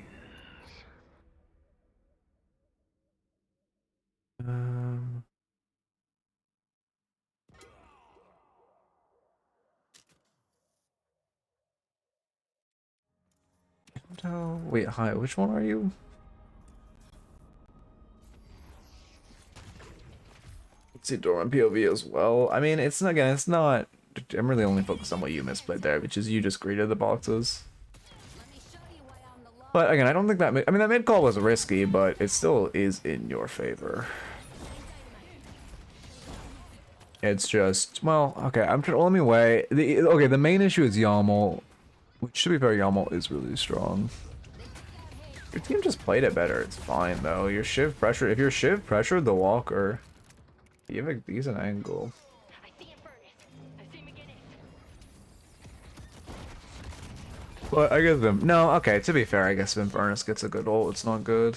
But it really... I mean, yeah, I guess it's just decided by the Yalm ult. If Yalm didn't have ult, or if you... Well, you have Haze sleep, though. If your Haze just sleeps half decently, it's fine. Abrams charge as well. It's really just the Yaml. They'll be feeling that. This is a good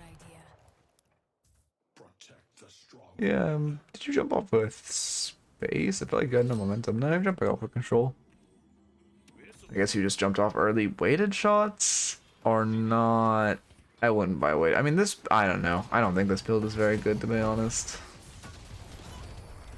It's like, there's just so many inefficiencies. And if you want to go mathematical for a holiday and you want a gun pivot, go fucking glass cannon into lucky shot. Broadway.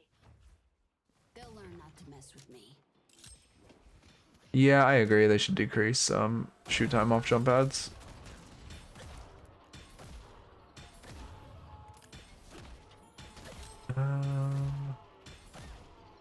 I mean, I'm not even necessarily saying play my build. There's like a bunch of holiday builds you can play. But like this one is just not it. If you want to do a gun pivot hybrid, I mean Goober has one.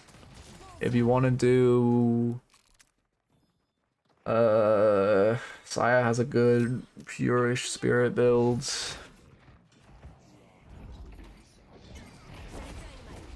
This build is just like, I mean, I don't know. It's just very inefficient. The law's gonna Again, like glass cannon is just so much better than weighted shots if you're doing a gun pivot. You also kind of need to commit to the gun pivot. You don't really have movement in your kit because you're going like fortitude's not bad, but you don't have any movement or lasso options in your like toolkit, which is what Veil Walker or Superior Stam usually provide. Push your And then also K-Dash over Mystic Shot. Like, yes, you don't have Stam, so you do need K-Dash, yeah.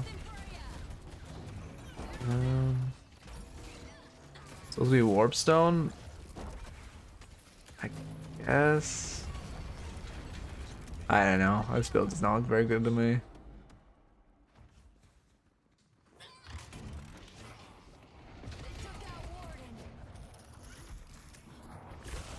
Alright, I gotta walk into what's actually happening though. I got distracted. Okay.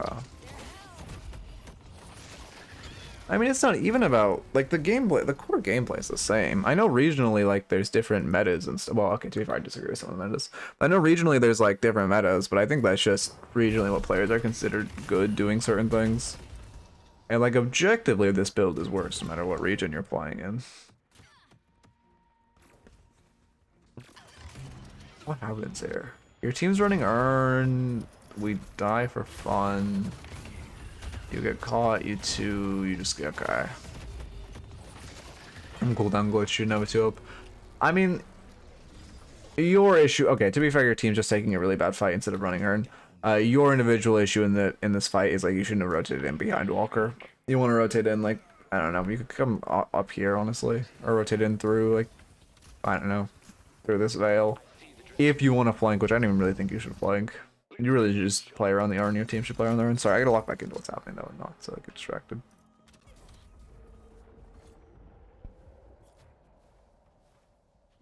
Spirit burn. I mean, do you need the anti-heal? I'll take 'em down. Not. I mean, the only character you really need anti-heal into. I mean, I guess they have McGinnis heal. No, they have McGinnis heal. Never mind. I guess okay. Yeah, Spirit burn's fine here because they have a bunch of anti-heal. In general, though, you only buy Spirit Burn over, well, Boundless or Reverb if you need the anti-heal, because it's worse than both of those items, excluding anti-heal. I know how to make it hurt. Yeah. Yeah, I do remember the old Infuser days, going in. but no one bought it. That's it. Time to go flying. Yeah. I mean, you just can't stay on top of people. Like, if you had, I don't know, Superior Stam, you could have gotten a loss on that Paradox. Walker, you could sneak up. I mean, this whole fight's bad, though, by your team. It's a big issue of overfighting. His whole fight is just a complete mosh pit for no reason. Yeah. Why is there a Spirit McGinnis and a fucking Eternis lobby, by the way? But... What was I saying?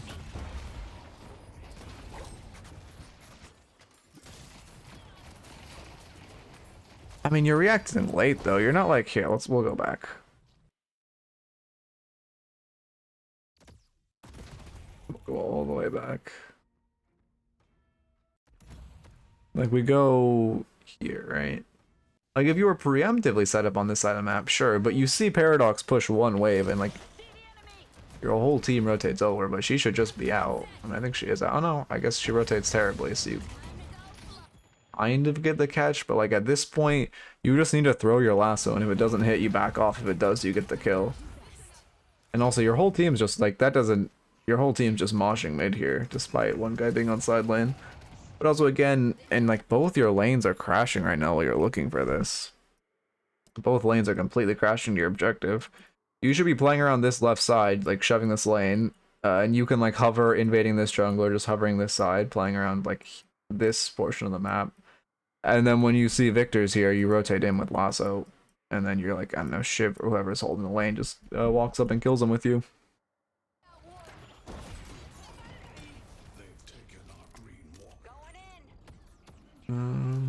Well, yeah, your Shiv chased instead of pushing the wave, because he chased for the kill.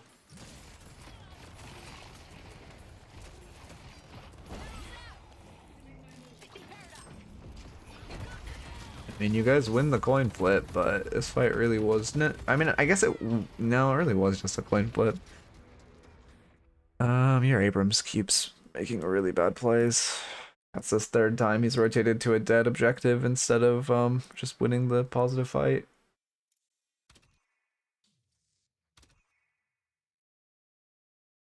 Okay. Yeah, I mean, Vera's route was weird, but that's the power of movement, right? She has like a fuck ton of movement stuff. You don't. Your only movement is fortitude, so she can just perma outpace you. Like, I guess Warp Stone would help with that, but Warp Stone just feels so much less efficient than Superior Stam if you just purely want a movement option. Cheat Death is not worth. I get the vision of you want to live when you lasso, but that item is not worth. Especially when you... I mean, I guess you're not doing that much damage, but that item's not worth as a TLDR. Not at all. Echo. It doesn't do much. It's not really worth... I mean, the price... What the fuck happened where you guys lost? Wait, I didn't even see what happened.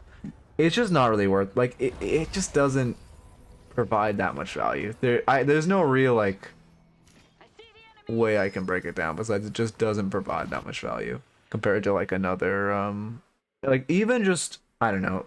Cheat Death compared to just buying what Spellbreak. Spellbreak gives infinitely more value into this comp than Cheat Death. Like, Spellbreak will make you live twice as often as Cheat Death does, and it will let you continue in the same fights and all of that. Okay, you cash earn, and then we just fight after earn and lose. Yeah, not really your fault. Your team's choosing to fight. Also, Victor's running the lobby now because he got like a couple solo walkers in him. I mean, yeah, honestly, this is all snowballing from that one fight, like that one burger flip fight mid where Victor just got the walker. Even though you guys won the fight, Victor got a free walker, now they have fed Victor, and he just does what he wants. You can test because you have Doorman, sure. Yeah, I mean, I agree with the idea to contest. It's a desperation play, but with Doorman, you can give it a chance. Yeah. I mean, if you want like a, I mean, then you just go Remover or something. I mean, again, like, I'm just talking for like the price range. If the issue with this game is Victor, I mean, for one, Spirit Burn really shouldn't be your main source of anti-heal because Spirit Burn is hard to reapply. Crippling Headshot is a great, well, to be fair, you aren't hitting that many headshots, but you definitely shouldn't max Crack Shot before 2. Like, you're not, yeah, definitely it's not worth maxing here. Also, what was I saying? Oh yeah, Victor is the problem if it's like, I mean, Remover isn't the option. I mean, the best option to counter Victor is movement. No, maxing 2 would 100% give you, like, you specifically, this game, you would have gotten more damage out of 2 max. We'll look at how much damage your crippling headshot has done, but I don't think you've hit 2 headshots in a fight all game. Yeah, I mean, that's the Cheat Death philosophy. Also, if they had a curse, they could just curse it off you, right? Yeah, they have toxic bullets, so you just are guaranteed to die. They also have a curse. Well, here, I want to look at this whole thing. Yeah, curse removes it. Counts as a buff. I mean, you live on 1. It doesn't kill you. You live on 1 HP, but, you know. Okay, what happens there? You're just not. I mean, this. Yeah. I mean, luckily you live there, but honestly, that's an overextension. Now you have no bounce. Okay, now you're just walking in with no bounce pads. You're kind of fishing for a lasso. You're not fishing for a lasso, though. For 1, you shouldn't be burning your bounce pads. Like, you can't really be re-engaged until this bounce pad comes online. And then secondly, like, right here, you should just lasso this guy. Like, you should just lasso the Yum. Looking for a barrel's not worth. Because you have the ground angle. And if you, like, 2 in and then are on top and you lasso, it's going to take you... You aren't going to make it to this fail in time.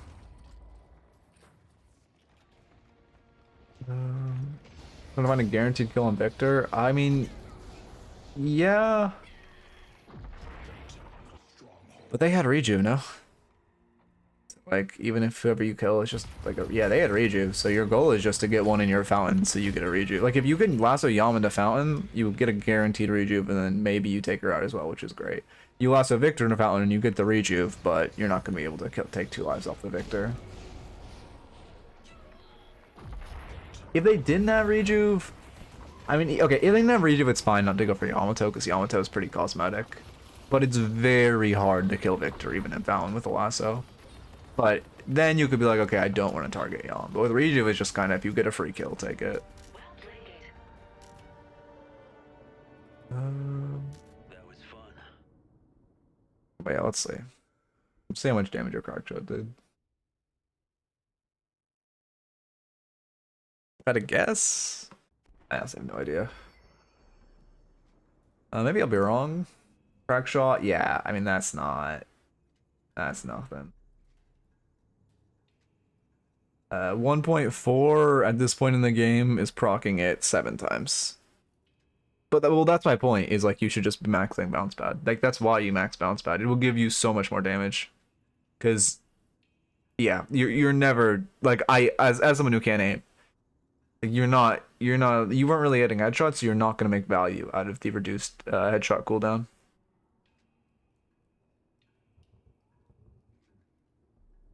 I mean, not exactly. Like, you will get more value out of this just pure damage wise. Also, you max it, like, okay, kind of, but also in a fight, it's fine for you to land on an enemy. Like, when you have 3 bounce pads and you can just, like, do your whole Goomba Stomp combo, it's fine.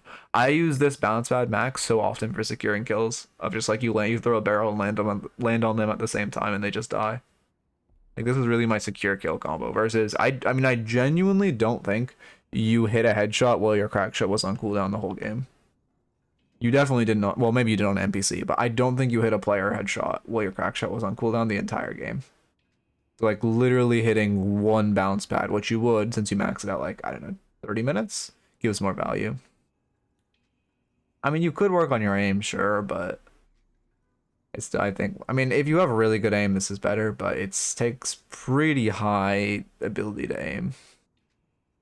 It would take a pretty strong improvement. I mean, you can again, but it takes the amount of aim it requires for crack shot max be better than bounce pad max by like less point in the game is like, I can't give you a ratio, but you have to be hitting multiple like headshots every fight, like at least 3 headshots a fight, which is, yeah, I mean, well, the issue with Holiday also is you're like bouncing around a fight, right? Geist is very, you don't move, you just stand and deliver. So she has like very linear aim, but Holiday, you have like so much verticality in your aim when you're bouncing around. Yeah, I mean, the build, let's see if I can find you a build you like. You can only run from the law for so long. Cause like, let's see. You don't want gun. Oh, this has a spirit holiday? Nope, he just lies. Okay, cool. I love that you can do that. Oh, here's a spirit holiday.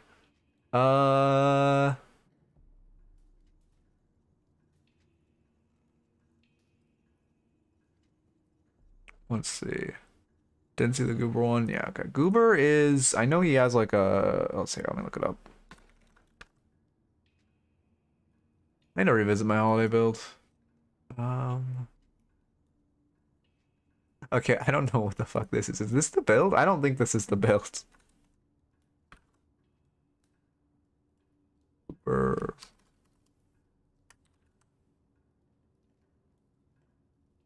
Uber Spirit Holiday? Is there a recent one? Where's this gun pivot? I don't know. Maybe I got lied to about his gun pivot. Um, I mean, these ones are. I mean, what about Saya's? Saya does the Surge of Power thing first, do you like? But yeah, I mean, this is basically, well, okay, I would stall Tank Buster a bit, but this is basically what you had, but better. I mean, maybe you don't need, like, Diviners or Tank Buster, come out here. Here, and realistically, you want, like, I mean, I guess you aren't going for any gun, which doesn't feel great, but, I mean, you could work in, like, Cultist and Mystic shots. Something like... I mean, I guess, well, only if you're Giga Fed you can actually afford this, something like that. And I guess at this point you can bring it back. And you have cooldown, you have expansion, you probably need duration. At this point, something like this would be fine. I'd do that, and then this, and then that, something like that.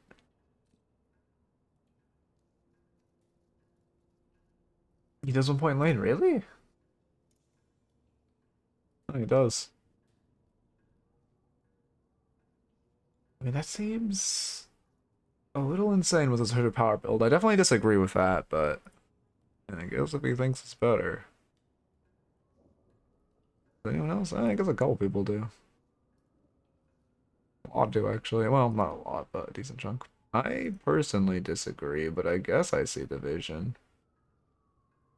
Okay. My sense big. I mean, yeah, I understand that, but Barrel Spike is like comically overpowered. But I mean, again, clearly it's a subjective opinion, so if you want to keep running that, you can, or it's fine. Okay, let me plug in this ID. Okay. I definitely wouldn't have healing right in cores. I need a movement item. Either Veilwalker or Superior Stam is fine. This looks... Well, yeah, Hollow Point is so much better. Why'd you go? Yeah, I mean, I'm fine with Hollow Point buying early instead of weighted shots. This item's like OP. That being said, you aren't really making value out of the minus bullet resist, to be fair. I mean, if you want it, yeah, I mean, the thing is, if you're gonna go gun, just go gun. This item isn't worth building if you're not going gun. But if you're going to go gun, just go, like, Glass Cannon, Lucky Shot, if you want the gun pivot. Otherwise... I mean, yeah, you just need some kind of movement. I put Veil in this, but again, I know most people like stamina. Also, this Enchanter's Emblem should definitely come before Battle Vest. I don't even think you need... Yeah, you do. I don't even think you need Battle Vest. Just kind of wasting slots. I mean, the issue with Resist, like... I mean, okay. Holiday's best survivability is just not being there in the first place, and the issue with resists is resists are more valuable the more and more HP you have. So Holiday, who has a not very, I mean, she has like a decent HP pool, but it's not good. It's still like, actually, I believe it's below average. I don't actually know, but it's like average at best. She's not really making that much value out of the resist in the same way just having like a superior stam is going to give you way more survival. I probably just would like this though if I want to stick with your style of build. I guess then at that point you can make this Mystic Shot.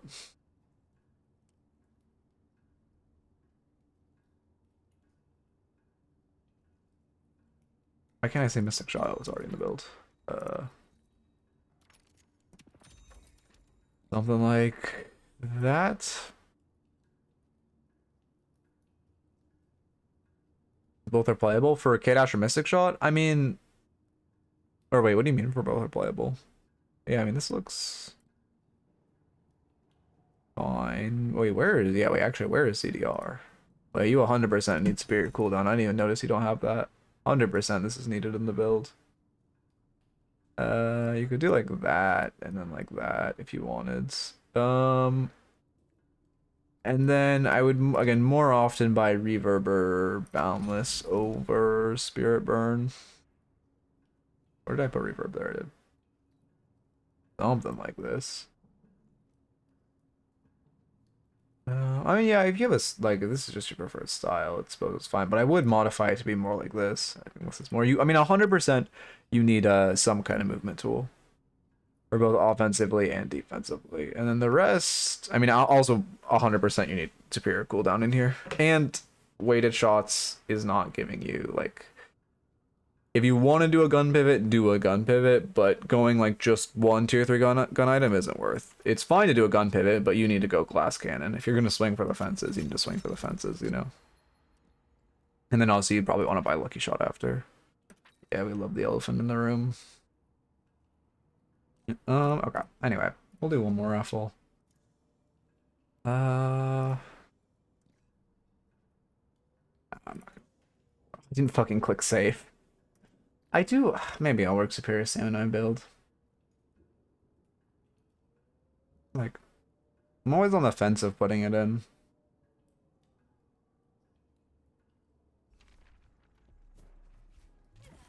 Oh, you know, barrel damage falls off late game, but that's why the best or most optimal holiday play is to pivot, like fully pivot to gun with glass cannon and well, yeah, but I mean, again, I understand the vision to pivot, but if you're gonna pivot, it shouldn't, like, you kind of, you go like one gun item, then you go back to Spirit.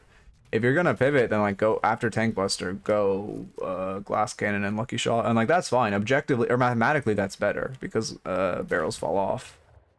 However, you know, going just one gun item is not really gonna get you much. Like one small gun item. But yeah, I mean 100%. I mean, I have it in my build of the. Well, I guess I mean I didn't even show the 2 items, so they're just these 2. Like objectively, this is better. After like this core. Well, maybe you toss in Tank Buster and then go. One thing. Oh, also I'd work in like support items into your build. That okay. Also, that's one reason on my build I tend to pivot to support in the late game instead of, you can pivot to gun or support, but I tend to pivot to, like, with Curse on like Divine Barrier, pivot towards support because support is overpowered. And at that point in the game, you know if you need to be the carry or not. In most games, I don't. Okay. Anyway, let me.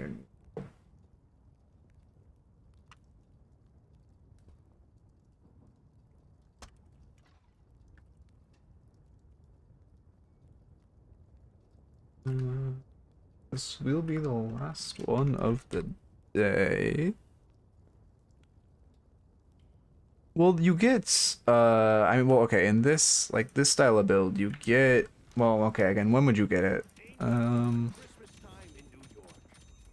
would you get, because you would probably do like this. You get the pivot around 28k souls. It's just like a small update. It's not, it's just a random bug fix. You get it around 28k. You start the pivot at 22. I know you're looking for a serial killer, but if you got time, you should check out the podcast. But I mean, you also could skip Tank Buster. I would only, I guess Tank Buster's kind of situational, to be fair. Oh wait, I need to I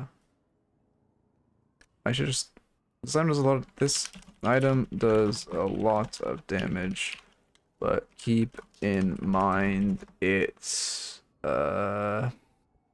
does current HP damage, so it's not that good early in the game. Second beta save. Okay. For Spirit Burn, wait, what do you mean? Spirit Burn's your best, well, excluding into Victor, because Victor, you know, just perma cleanses. But excluding into Victor, Spirit Burn is your best anti-heal option. Oh, Tank Buster for Spirit Burn, that's right. Yeah, for sure. But then also, if you like, I mean, that's why I like Reverb though. Reverb just, like, okay, if we compare the damage, right? Why am I not just buying the tier 2 items, whatever?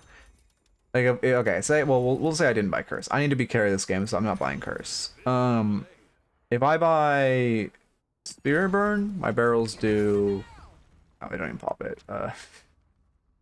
I need I need boons. Let's go into a world where I can have boons to do a more realistic testing. We'll just say I'm max level, because I don't actually want to do the math on what level I'd be, but I'm probably a little below max level, so this isn't like the greatest testing. Here's something special from Santa's workshop. Don't really need to buy any of the greens, but it doesn't matter. Okay. Well, actually, I probably wouldn't buy that. Okay, so Spirit Burn, my barrel does one barrel does, well, I guess we can wait for, we'll just, well, we can wait for the tick. I get a barrel that does 1034 every 15 seconds versus reverb. I get a barrel that does, not do the math, that was 1,000-ish, right? Let me get this back up. 635 plus 317, so that's 952. So yeah, 952. Oh, actually my tank buster wasn't fully charged. God damn it. That worked? Okay, so 678. Okay, well, it's like 1,100 when I actually have my tank buster charged. So or you get a barrel that does like 20 less damage, but it's on a 5-second cooldown, right? So the only time where Spirit Burn is better is if you need the anti-heal, which, you know, quite often you do. But if you don't need the anti-heal, reverb is like, it's less damage for proccing way more often, like slightly less for proccing way more often. Okay. My math works out to, yeah, like, oh, it's actually very close. It's like, what, 120? But again, obviously, this also isn't like the most, oh, keep in mind, I have duration, right? So Spirit Worm was actually doing extra damage on its burn. Yeah, no, I do understand the fucking, this is like the best art in the game for an item. If you want, well, no. You could also go like an Alkfire build. The Alkfire is pretty slept on. Like, this item, although not really fun to use, is very, very strong. So you could also use this to inflate your damage. Like that could also be your gun damage inflation build, or like angle. Having gotten started on the, oh yeah, with the games. I mean, I believe it's gonna take you a while to play that many.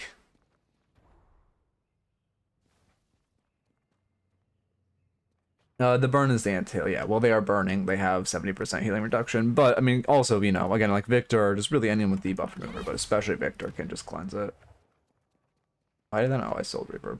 Oh, and then we can also compare it to Boundless, right? Sorry, I should finish my comparison. We compare this to the Boundless buy, which does like 700, but then also it gives, so let's see what the improved damage on your 2 is. 255 going to 278. It's nothing crazy, but it can end up being a decent chunk. Oh, also, if we can do the crack shot test as well. I mean, it's kind of hard to quantitate this, but basically you can see bounce pad from 141. Well, okay, so with Boundless, this is slightly skewed. But like on my normal build, it goes 117 to 234, right? So it's like plus 100 damage, which is pretty significant. Versus crack shot, which, yeah, it's very hard to quantitate that. But the TLDR is if you're not hitting like multiple headshots a fight, it's not worth. Negate 5 souls. I have 24% gun damage on coldest and 15 on vest. And 35 on weighted as a lot. I have a bunch of defensive stats since I brawl a lot. I play smart, only brawl, smart plays. I do 15k and it makes me sad. I feel useless. I mean, like, you're not meant to do damage though, right? Like that, the point of Holiday isn't to do damage, and the point of like my build especially isn't to do damage. Well, again, I'm emphasizing my build because it pivots to support, but like the point, early game Holiday, yeah, you want to do a fuck ton of damage in lane. Mid game Holiday, you want to invade and look for lassos. Like most of your value isn't going to be reflected in your damage graphs. It's going to be reflected in like your picks. And then I you know, late game, like if you do a gun pivot, you go back to wanting to do damage. If you do a support pivot, you know, just aren't even trying to do damage at all. Like most games on Holiday, I'm like bottom 3 damage, because that's just, this character isn't, you're not trying to do damage. Okay. I mean, I don't know. I mean, I agree. It's obviously easier to carry on a non like support based hero. But it's, you know, it's still, oh wait, sorry, I don't know how long this raffle's been done. I was not paying attention. But it's still, you know, if you want to just do Gun Holiday at that point. I mean, I guess you want to do Spirit Holiday. I mean, I would just do Spirit into Gun then. Okay. Hope I got this position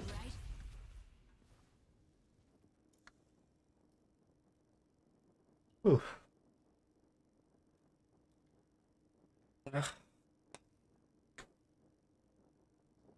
I hope Deadlock gets the patch soon.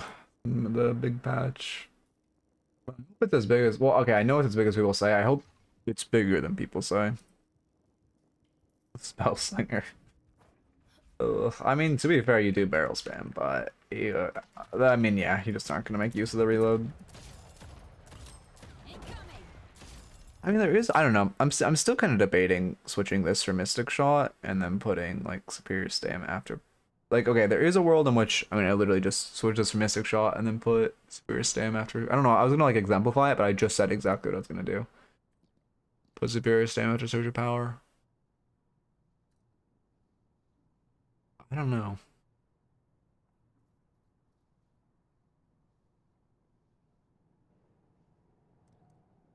I'm gonna test it, I suppose, but I don't want to play this fucking game until the next patch. I got something for ya.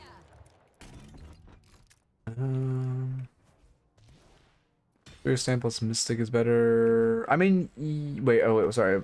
Superior Stam and Mystic is, I mean, the okay, Superior Stam in Mystic is better than Superior Stam in K-Dash. The question is like Veil Walker or Superior Stam. There is a world in which you can do both, and I'm thinking about doing both. But I think Veil Walker's better. But a lot of, I mean, there's, yeah, it's a debate. It's a TLDR. I don't think so. Yeah, I need to test doing both on my own build. I don't think there's gonna be more objectives, but who knows? I think, well, like, I can't say that part. But we know what we know is new heroes and new game mode. We don't know much else. It'd be great if they added new objectives. I don't think the game can come out into beta until we get another objective / a jungle rework, but who knows?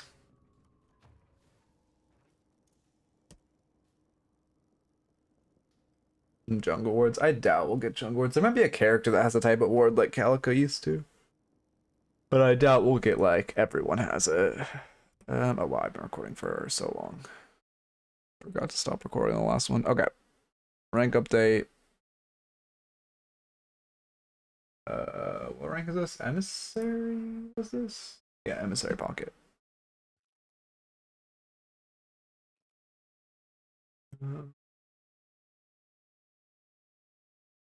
I'll get Emissary. Okay. She used to have wards. She doesn't anymore. But when she was in like the hero testing, she used to. Emissary Pocket.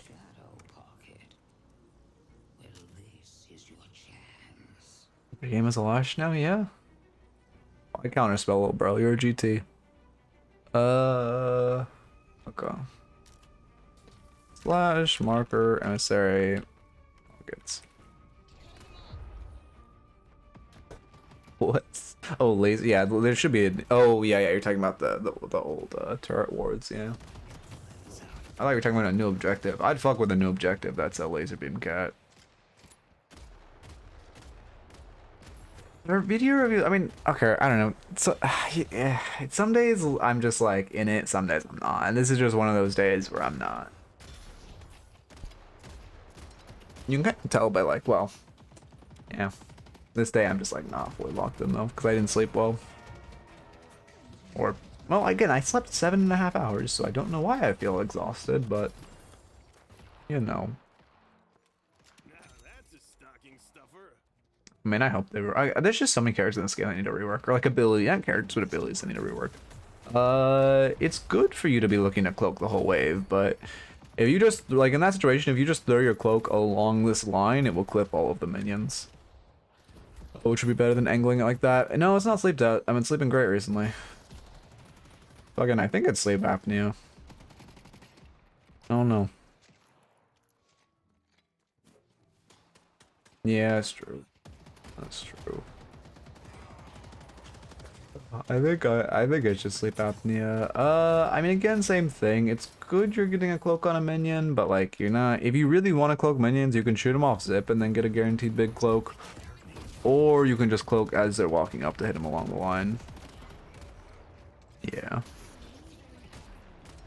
I've been on long sleeps. The quality of them is bad. Slept at like 3 a.m. Wake up at like 11. Yeah. And my schedule tends to be like 2 to 10 right now. That's not true. I sleep so much longer than that. My schedule is like midnight to 10. I sleep like 10 hours a day. It's so bad. But again, I think it's just sleep apnea. Okay.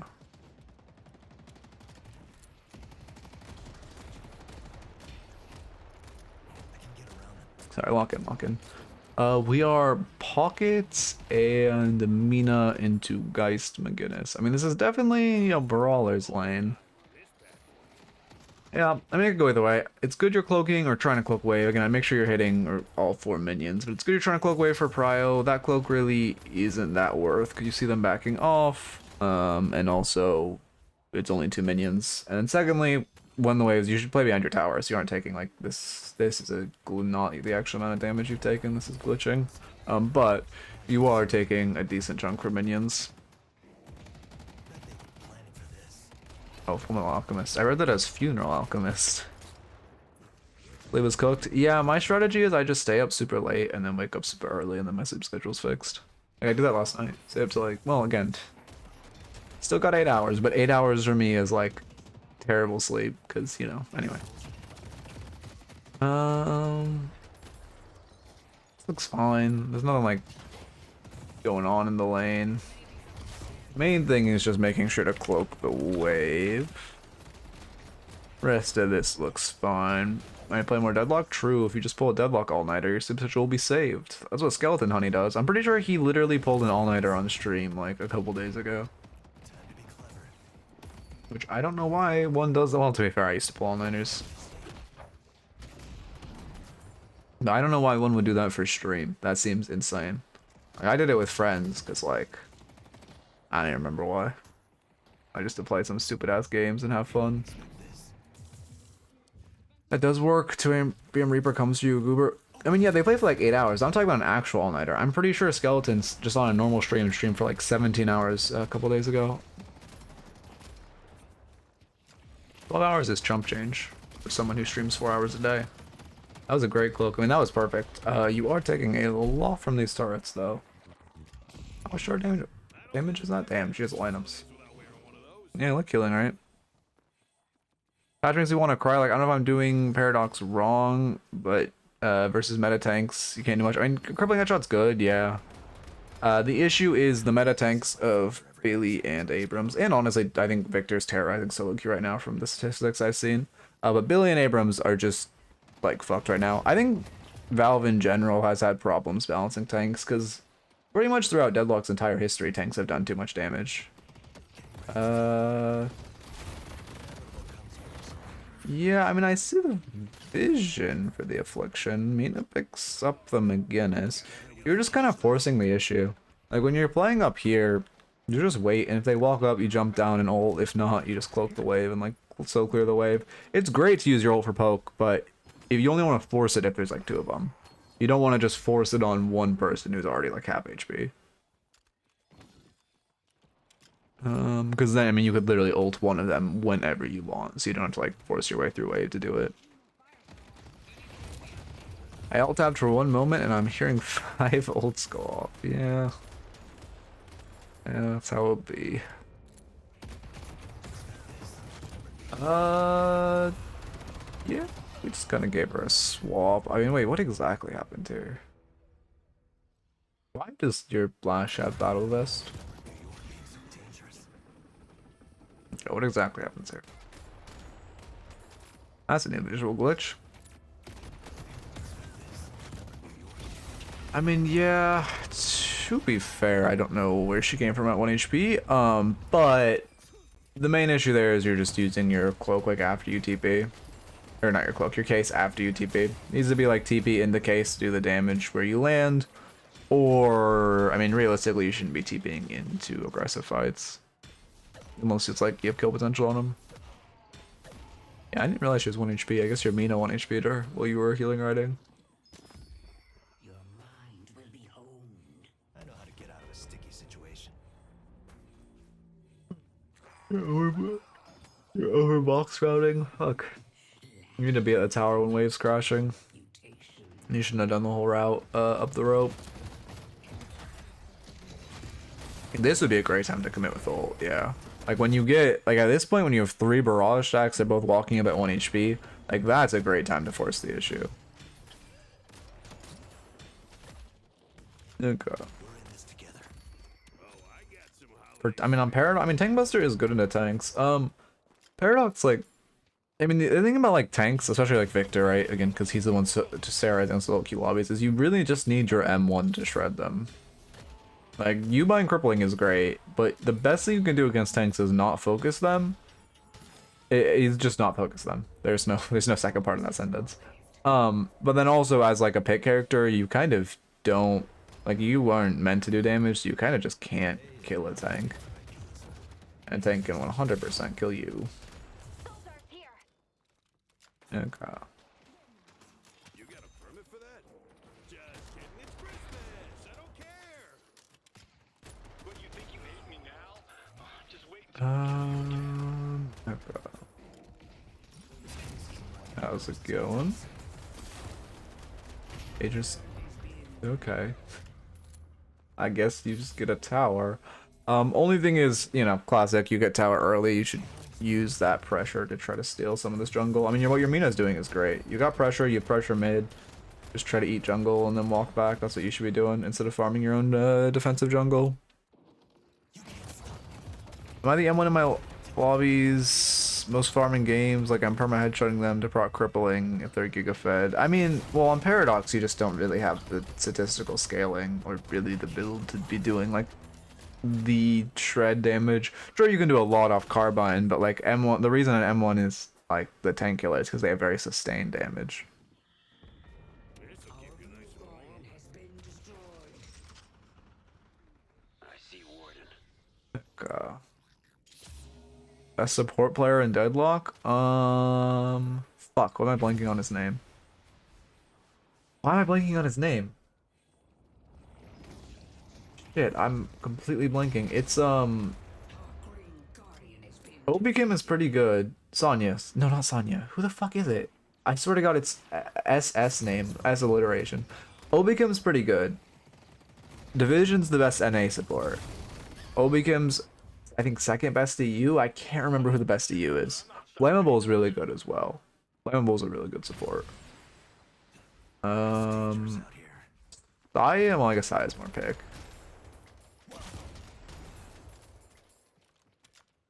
No, I mean Piggy's good, but no. It's definitely it's not it's the one of the fucking pro players. I forget his fucking name. He played, it wasn't Obikim. He played for Abrahams before they picked up Obikim, right? I know my rosters. All, how it's done. rise up and take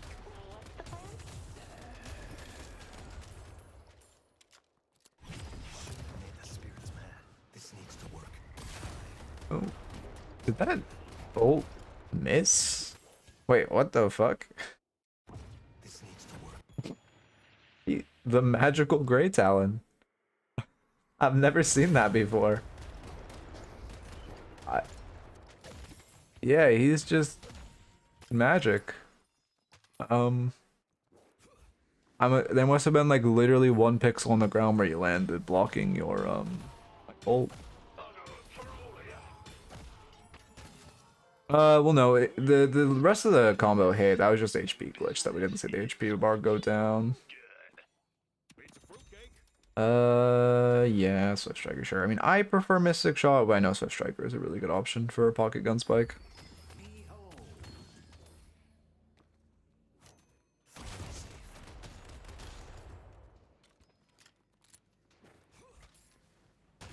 This case is run by the ghosts anytime soon.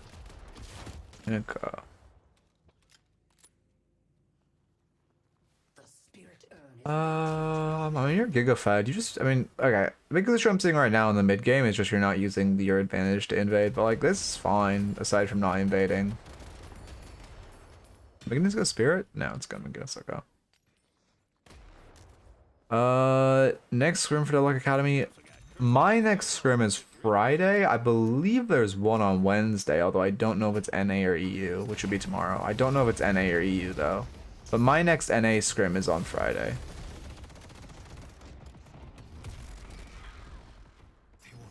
Yeah, sorry, I was fucking completely spaced out here. So like they're running this comeback urn, you don't want to contest this comeback urn. The reason you don't want to contest this comeback urn is because they have 2 walkers, right? Even if they just had the mid walker, you really don't want to contest this urn. Normally you would just trade the side walker, but you can't. You don't want to contest, especially because you don't have teammates nearby to help you contest. You really just like, you just kind of shove in waves, keep pressure, try to eat some camps, and don't like not much else. Because this fight is just, even though you're up a ton, you're like 2 trying to solo contest the comebacker, and that is next to 2 of their walkers. They can fight on walker resist. Also, thank you for the follow, Convicted. Welcome, welcome. Nope.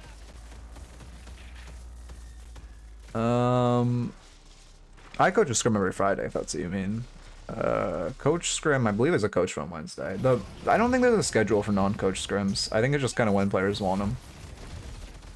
But I'm not really in tune with that side of the equation. I mean, it's good you get out. They're so fun, but Paradox gets a banned. I'm cooked. Yeah.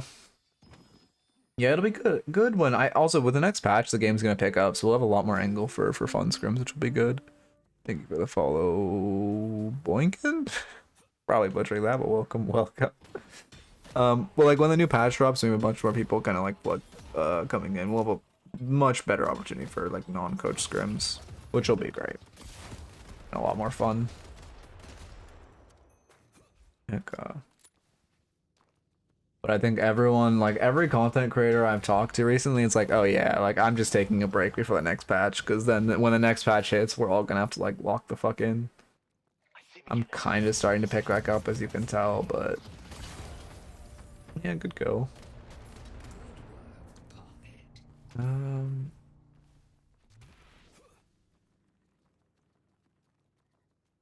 Might be time to meet up with the others. Let's see. You're going. Yeah, Transcendent's good here. When your build looks fine. Is this Ido's build? It looks like Ido's build. I think Ido's the only pocket that goes Swift Striker over Mystic Shot.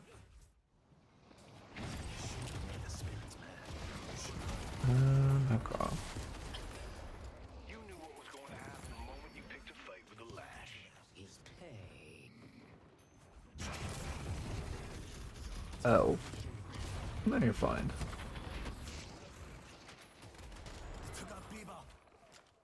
Nice work. Sorry, I need to rewind to spacing out. We'll walk it. Edited cosmetical. Oh, interesting.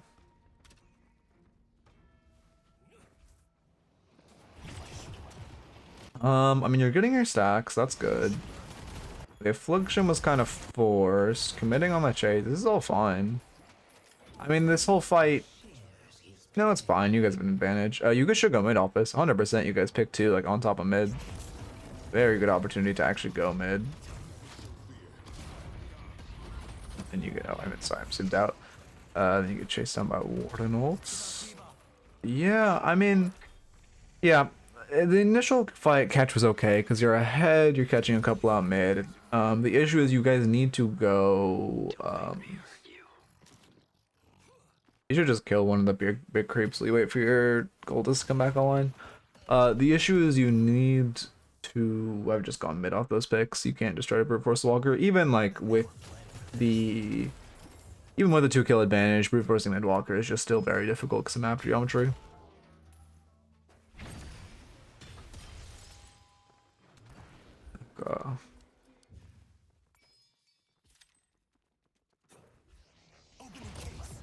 They're running comeback urn. I mean, again, you could contest this comeback urn, to be fair, especially off this McGinnis pick, if they choose to run it when McGinnis is picked. It's good you're crashing wave. Yeah, you're just gonna pressure the walker because you can't make it to urn in time. That's good.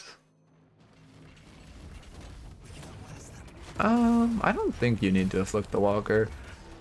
I see the vision, but because they're running comeback Jump back earn right now. I think it's fine to just not afflict it. Wow, we actually gave comeback earn for free. That's a little crazy. Like they have one dead and they're running comeback earn. If they choose to contest you on Walker, their comeback earn, they're like is extremely fightable for your team. Which, you know, for some reason your team just gives it, unfortunately. But, you know, is what it is. Expansion coming out a little late. I mean, it's good. I mean, yeah, I'm just of the belief that expansion is like a core pocket item. I think, because like, again, hitting one extra person with your ult is far more valuable than any more damage you can do on your ult to whoever you had already hit. But it's fine. I mean, I just would buy it. Well, I don't know. I guess I'd just buy it before Spirit Stam. Honestly. Well, you could buy it before Tank Buster too. Tank Buster's coming out pretty early. But I guess you also get Giga Fed. I like it. I move expansion earlier. Yeah, I think that shit just hits. Hey, what happened here?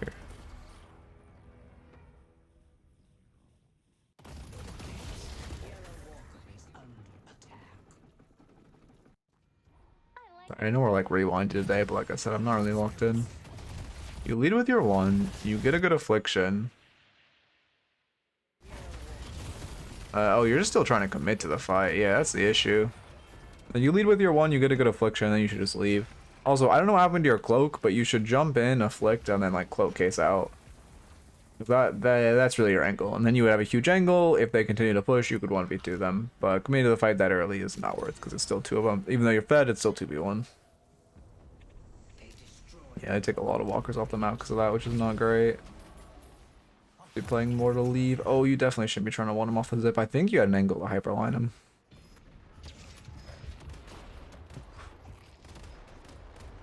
I need this to work.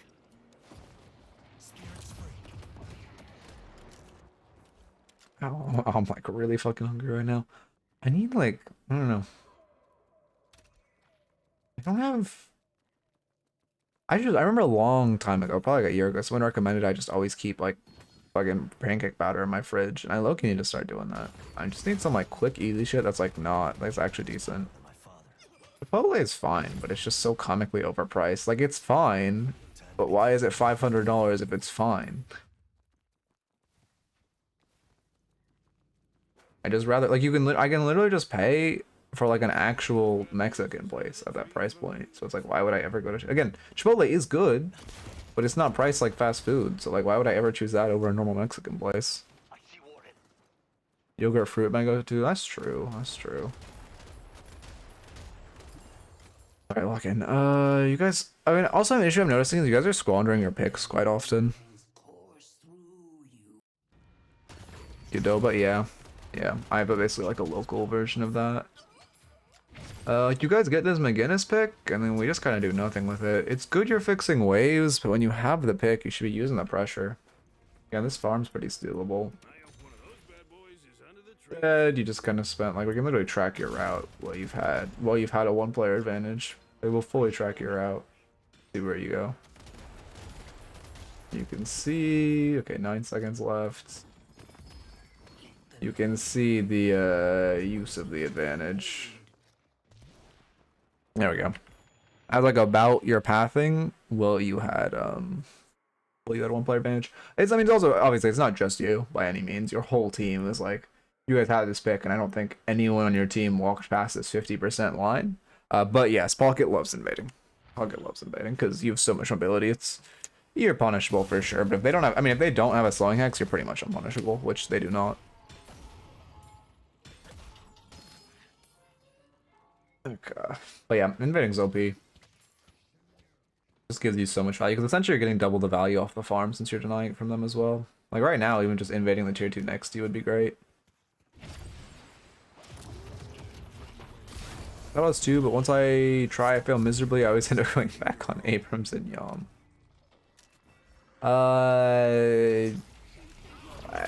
In solo queue bomb. In coordinated play, I guess ult.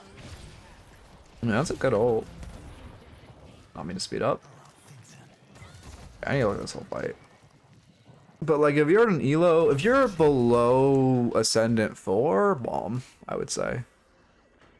Okay, we get a lash ult. From your perspective, you're rotating this fight after a big lash ult. You jump in, you hit a big affliction. You need to get your barrage stacks up as soon as possible, so you're getting that extra damage on your affliction. And there we go. A little late, but better late than never.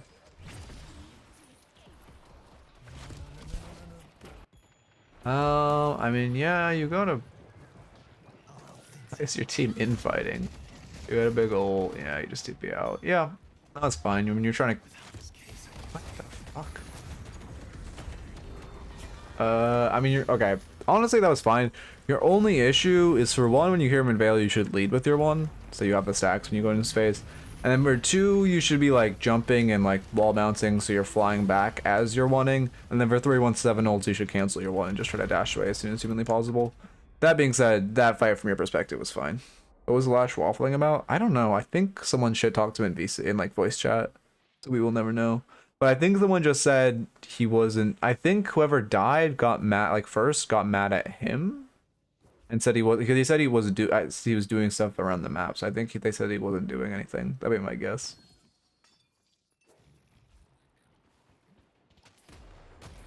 Okay. Yeah, this is all fine. Cultist, yep. Also, don't be afraid to farm the tier 3. I mean, in this case, it's a neutral camp, so like putting equal in doesn't matter that much. But you're also kind of afraid to hit tier 3s, which, like, you know, they're worth farming. Honestly, could have farmed that tier 3, and like now, when walking back after shoving wave, you 100% should be trying to steal some of this farm. Yeah, I mean, essentially what your mean is doing is a pretty good example of the like invading, the correct invading, correct time invade timers. There we go. Got there eventually.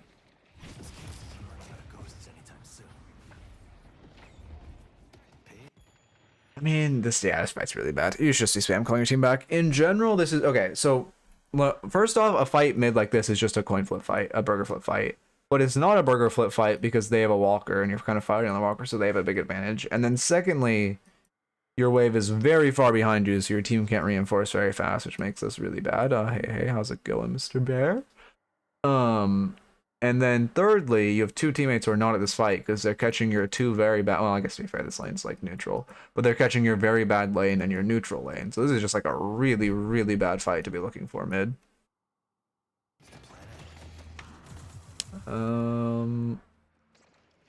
Okay, your team's trying to run out of it now, but still not really the angle. Oh my god, this is a long pause. Did he pause before he died? It sucks being a one-man team. Yes, Gunlash, you are a one-man team.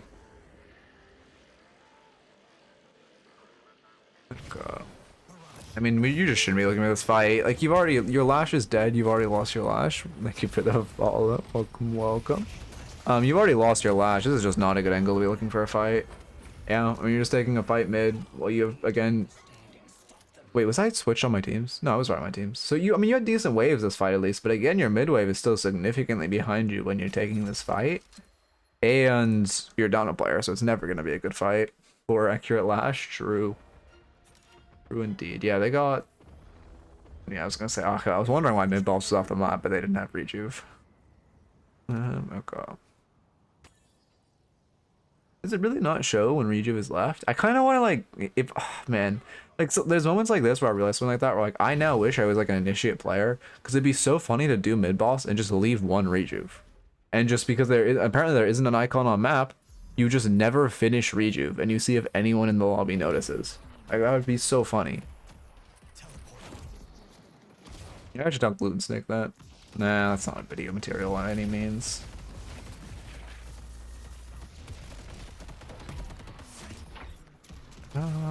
It's a pretty decent debuff remover game as well, or counterspell. But you're really only dying to CC. What happens here? Your case gets caught? Yeah, I mean, I guess you're just initially getting caught out. Wait, I need to weave further back. How to die less? Kill them faster. I mean, the general advice is just, if you're dying a lot, you're probably over brawling. And like after you like dying in lane 3 times is excusable, assuming your third death is like you getting dove. But any more than that is bad, and any more deaths in general after you're like 0-4 or 0-3 is bad because it just means you're over brawling. You're getting chased. Okay, yeah, your pathing's just rough. You're kind of getting caught, and then your pathing's rough. You also TP to this cloak really early, and then you're still kind of looking for the fight instead of just running away. Yeah, the one here is not good. Yeah, and then ultimately you die for it.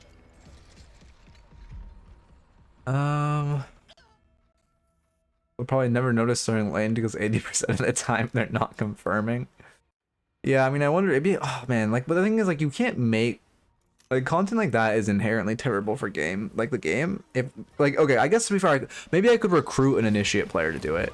But, like, if, because, okay, a video idea would be, like, I have, I guess, to make it not inherently bad for the game and, like, having it be me, I would, like, recruit an initiate player and then, like, a seeker player and then, like, Alchemist is the next one, right? No, it's Arcanist and then an Alchemist player. And just, like, have them do it and see what rank people actually realize. Oh, Loki be a solid video, but I guess I mean, I guess I could recruit someone, but also not really my content style. You kind of force the issue again on your ults. I can be seeking. I mean, yeah, honestly, again, I think this is more like an idea than something I'd ever actually do, but yeah, you're just leading with your barrage here. 100%, you should have you could have thrown your cloak behind you, recast your leap into them, and then ulted.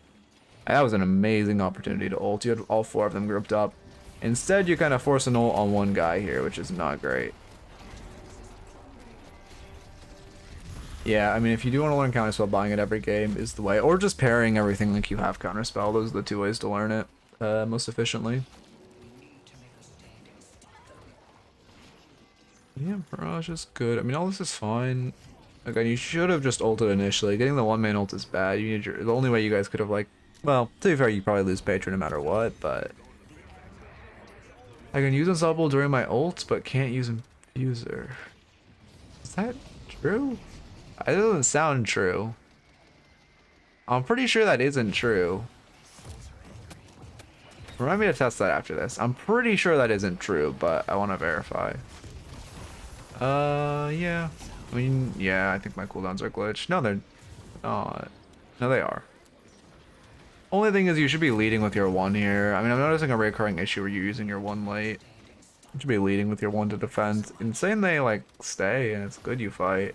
You also probably should have stayed in pit to keep the defender resistance, because they should never win this fight unless they just insta-kill Patron, so people have to be in pit to get a bit of resistance. Do you think Ornament Challenge will be over by the time new characters are added? Oh yeah, I think the patch where they add new characters, they'll remove the Ornament Challenge. I think that'd be my guess on their timeline. Hopefully, unlike last fucking time, they gave us an actual warning, because last time we had a challenge like this, they gave us a warning 24 hours before. We didn't know if it was going to be anything permanent, and like 24 hours before it ended, they're like, oh yeah, there will be a permanent marker of how many like characters you unlocked, and it's ending in 24 hours. Have fun, guys. Which was very cool. Yo. Thinky Mole got you. Holy shit. I mean, yeah. Remember what it saved you there. Generally, as a squishy character, remover doesn't save you against smoke, because if you get ulted, you're just dead, and 30% less duration doesn't really matter. However, that time it would have. What happens when you get caught? You do have counterspell, which I like. I mean, I think remover would have been better for this exact reason. Yeah, I mean, your team's just fishing for a fight here. Like, you shouldn't be fishing for a fight mid. You should just be running Urn. Like, your team should just be getting Urn and running Urn. The idea of, oh, you're up, so, like, let's look for something is not bad, but you should be, for 1, pushing wave, for 2, I don't know why 2 teammates are in your base. For 3, Urn's better off the picks. Yeah. And then for 4, 3 of you can't just be chasing alone. Yeah, you end up getting the stinky hug. I'll be happy when I stop getting people on my team who are ornament farmers. Escalating's bad. Okay, the only time Pocket ult doesn't apply items, so escalating doesn't give any real value to Pocket. The only time escalating exposure is actually good on Pocket is if you have Spirit Burn, because then Spirit Burn amps it up, and your ult will apply the amplified damage. But you never want to buy escalating exposure on Pocket without Spirit Burn. Does that have the amount? Okay, I see.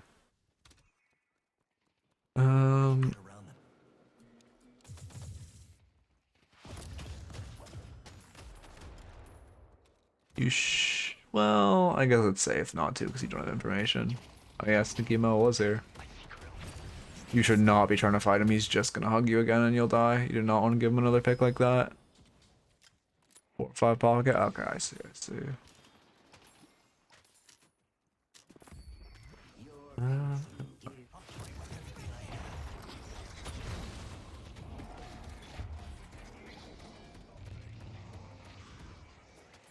He was interesting. I mean, this whole fight isn't really good. Sorry, I'm more interested in what just your Bebop popped on stop for knockdown, and Moan Krill ulted a Bebop in on stop. That being said, this whole fight really shouldn't be happening. I mean, good on your end of getting a couple picks, but you guys kind of just lose the game. Now that case is really bad. You need to go to your fountain and reset your HP. Yeah, that was a really bad overstay.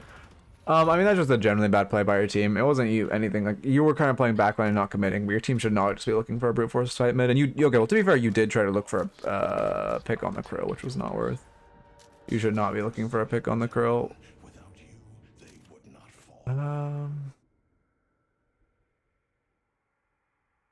Okay.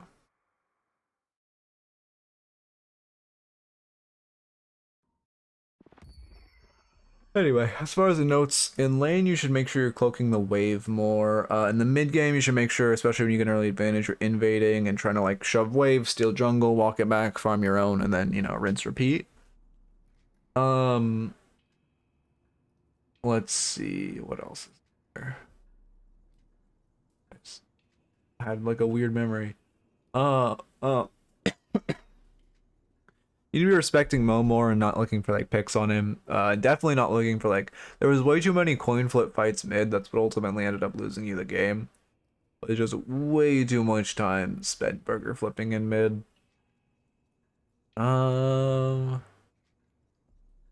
Let's see.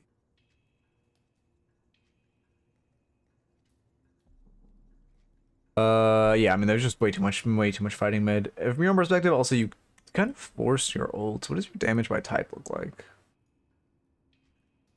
Yeah, barrage outpacing your affliction is not normal. I mean, well, to be fair, it's not abnormal, but it's not ideal. Like your affliction should be higher than your barrage, especially because you didn't go like an affliction build this game. So you really should just be. You need to play a lot more around your like getting big with teamfight ults. Because the way you win like 1v9 as a pocket is by just hitting big affliction in team fights, and make sure you can afflict and then stack your case like for your barrages for the extra damage. Don't forget about that. Let me test the Bebop thing. In the late game, you kind of just threw by like over chasing a lot and looking for bad fights or picks mid. And then also the fight that really ended up like turning the game was when your Lash was already dead and your team chose to go into the 5v6. So you really need to be assessing before a fight if it's good or not. Because there were a lot of fights you took that just weren't good. Okay, unstop. Abuser. I mean, maybe this Bebop is right, but I don't believe him. Where's Abuser? Oh, is Abuser green? I never built this item. Oh, it is. Oh wow, he's actually right. What the fuck? Wait, he's right.